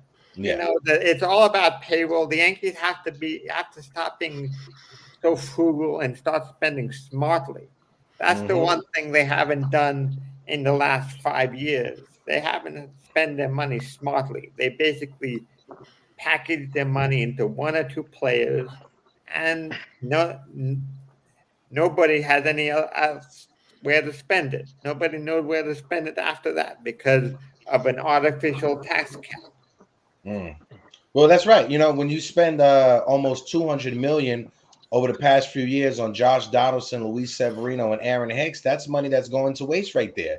That's $200 million right there, just going down the drain on three players that couldn't be healthy. Question. Why did the Yankees even get Donaldson? They wanted the IKF in that deal, but if you said you're getting IKF only if you take Donaldson, I would hang up the phone. Yeah, That's and because even Gio Urshela is no Josh Donaldson. But Exactly. Gio Urshela is much cheaper, and it gives you a lot more flexibility to spend. If But you're a lot more gonna value. sacrifice, I don't know, 1/10 of your defense in percentage-wise, I mean, it's not a big deal compared to the money. yeah. But Jonathan, also too, even with the IKF, even with IKF being your main target, that was a total failure because you had to replace him in the postseason. Yes. You took him out. He couldn't even be a shortstop in the playoffs. You had Peraza playing shortstop. That whole trade was a shitstorm. And now they're looking to trade Ben Rohrback. They're looking to trade Garrett Cole's abusive partner in the relationship that they're into together. The dose of the green M&Ms. Go ahead, Dose of the green M&M. Go ahead, Rohrback got an extra year. Rohrback got an extra fifth-year option. He can go to AAA for the full year and not have to worry about it. So that is an possibility for him. Okay, good to know that about Rohrback. But Chris the Flash, want to get your thoughts and throw it over to Sunil and then TC to wrap us up. Same question: who do you think is falling off of the chessboard first? I agree with everybody. I think it should be Yamamoto. Damien, I don't know if you heard what I said, but I agree with you. If we can't get Soto, I would try to pivot to Ramirez. I mean, we do need a third baseman, and he is a big name. Yeah, and I said it on Kev's channel. Like that'd be the trade I'll look for. And maybe then he's not as good as he used to be. But if we need pitching, they might want to trade Bieber too to throw in that deal. So that's my possibility if we don't get Soto. But I would love for us to get, if we can't get Soto, I like Lee too. I like Lee from South Korea. Like I like him. Yeah. I'm trying to think who else. Oh, and Donovan. I like Donovan too. So it is, you got to be creative. Creative means try to find ways to do stuff that you can't usually do. Not I want Josh Donaldson. That's not creative.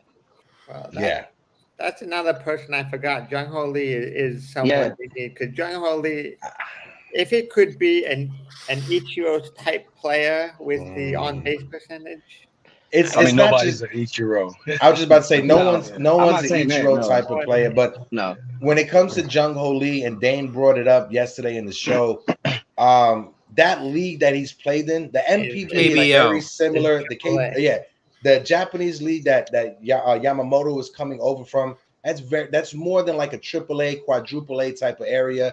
The KBO where Lee is coming from, Dane, it's like a high A, almost double A type of thing. Yeah, go ahead. There's they expect about a 50% adjustment in the numbers going from high A level pitching to major league pitching, where if you're coming from the NPB, it's about a 20% difference.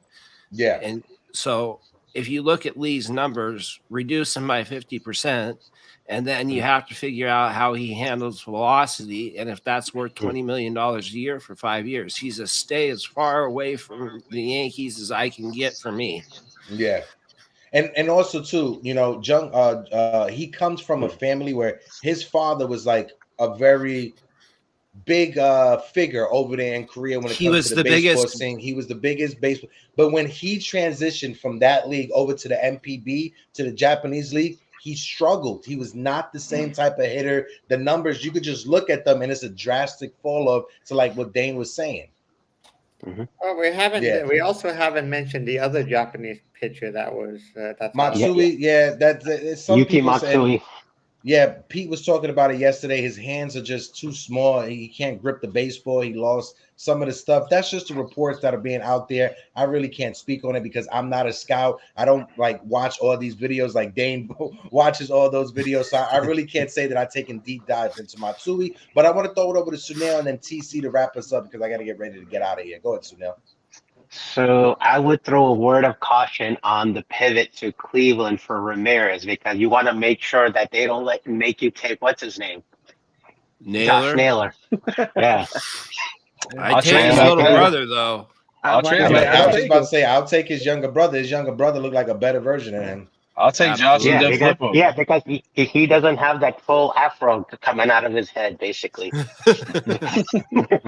right, it's not. I wish I had hair to grow an afro, just like you, Sunil, with your bald ass. But go. Yeah, well, I'm purposefully shaving it. I'm just saying. purposefully shaving it. It's Okay. one less thing. And on that note, Damien basically gets off screen. I know. I can see that. That's what I tell myself too. I'm purposely shaving it because I just got 3 strands of hair right here. So that's what I tell myself to get through the night. But go ahead, Sunil. What's your thoughts on the conversation? So the first person coming off has got to be Yamamoto to strengthen the pitching staff, because we saw what kind of injuries we got. I'm going to throw one extra bonus piece of tidbit in there. If we sign Montas as a prove it type of deal, and I'm not trolling here, I mean, actually serious. You might want to teach him. You actually might want to teach him to throw left-handed, because this rotation, well, jokes aside, but this rotation, or rather rotations with this franchise as a whole, when you look back at the years we've won a World Series, has been balanced with a 3-2 combination with either 3 lefties and 2 righties, or vice versa. We saw what happened with all righties in 2004. Bad nightmare. Put it away. Okay. This rotation needs to be balanced between righties and lefties. Rodon being your only lefty and putting Cortez back in the pen, it's not going to cut it, because even if we're predicting Rodon to have a comeback type of year, he's not a clean bill of health. I cannot trust him right now until he shows me otherwise. It's going to have to be a show the fuck out type of year. Excuse the language, but it's going to have to be one of those where he actually comes out, shows up, shows out, balls out, everything.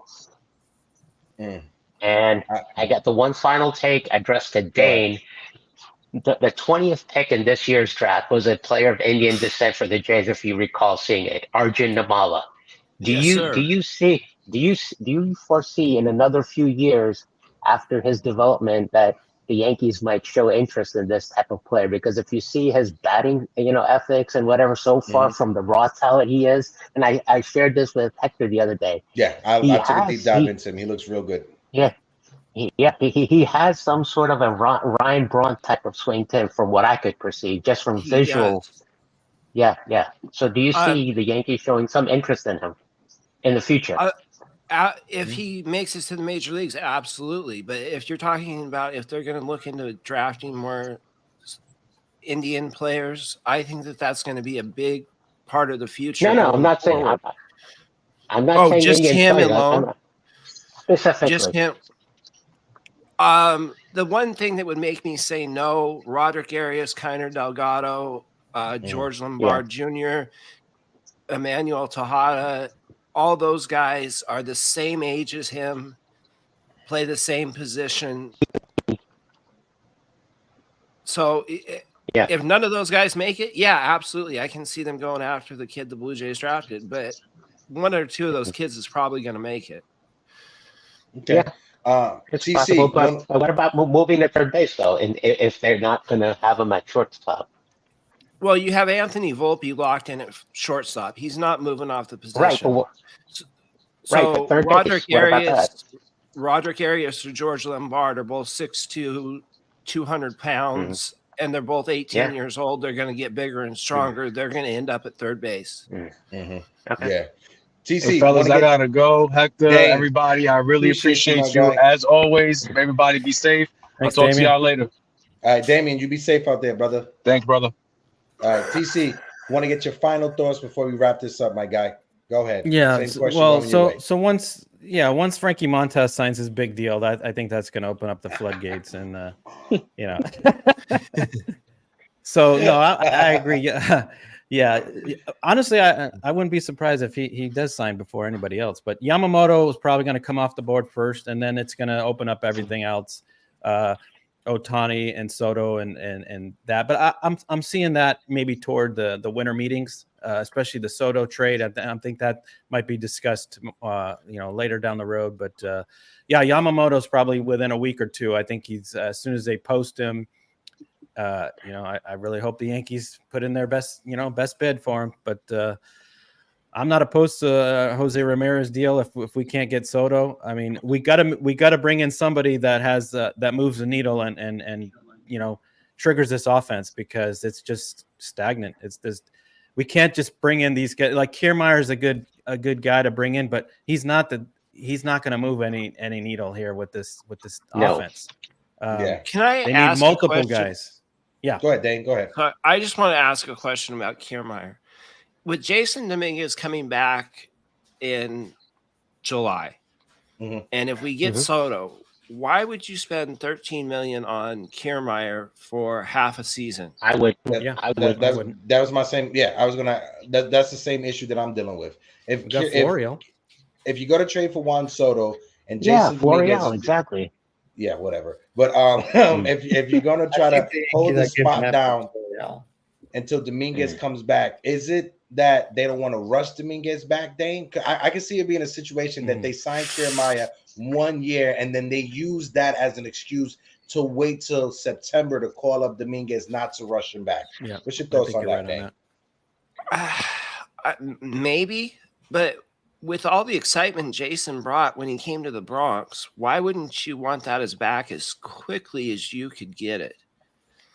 I mean, he's the future of that team. Yeah. Why would you leave him down a minute longer than he's ready? I don't think that makes sense, because you already started his clock when you called him up.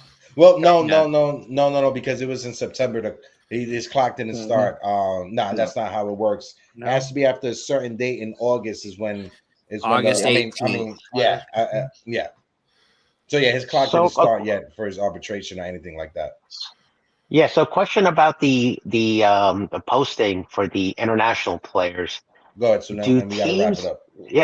Yeah. So, do teams have only one shot to put their posting amount out there, or can they increase it later on if, let's say, they have this feeling that they're getting outbid and they want to basically up the ante? Go ahead, Dane. I believe they got a one-shot deal. That's how it was with Tanaka and Darvish. I'm not sure if they've changed that, but they changed it. What it is every. I believe there's a max though, isn't there? It's a max of like 20-something million. 20, that's the max. 20. Yeah, there's a max. There is a max. Okay. Yeah, every team has to pay that before they negotiate, right, with Yamamoto. But if they don't get Yamamoto, they get that money back. It's not like you have to give that money just to have. It's not like back in the days where the highest bidder got sole negotiation rights with that Japanese player. No, every team can have conversations with him, and whoever he signs with is the team that has to pay that posting fee to the Japanese league. And that's how I understand it.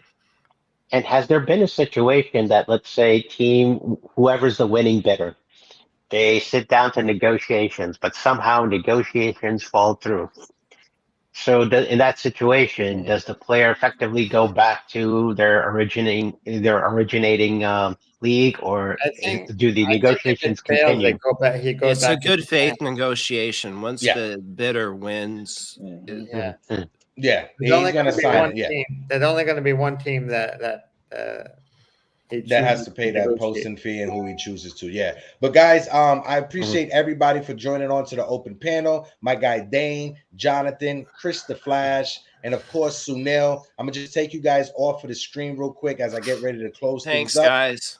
No, I appreciate you, Dane. Like always, we got to do this more often, brother. Honestly, yes. During the off season, I appreciate you, Dane. But like I said, appreciate everybody that was in the chat. Anna Marie put something in the chat. She says, Hector, I pray all your doctor's appointments go smoothly. May God heal you and give you good health. I appreciate that, Anna, tremendously. Appreciate all of the super chats as well. Big time Jerry, Dr. Hitskins, 19 comment, my guy Jake L, NFE, LI Yankee King, Patrick Sinclair joined the conversation late. But again, like I said, appreciate all of you guys. TC, last words before we close it out.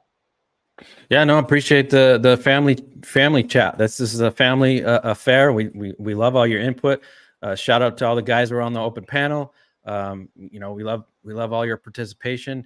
Hector, without you, I don't have a platform to speak on. So we appreciate what you do and all the channels. We follow you everywhere you go on Morning Brew with the Knicks and when you're on with Pete.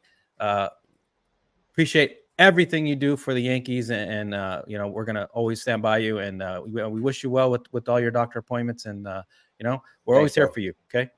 Now I appreciate all of you guys, and listen, I wish this off season can go like that so we could bring in spring training, but it is a slow burn. Like I said, this Tuesday coming up, mark the time, 6 p.m. Eastern Standard Times over here on the East Coast. Make sure you guys just hit that bell notification. It will be me, TC, Don Sicario, and my guy Ruben from NYY News as we do a hot stove edition. But like always, peace, salutation. Guys, make sure you drink your water, and we out of here.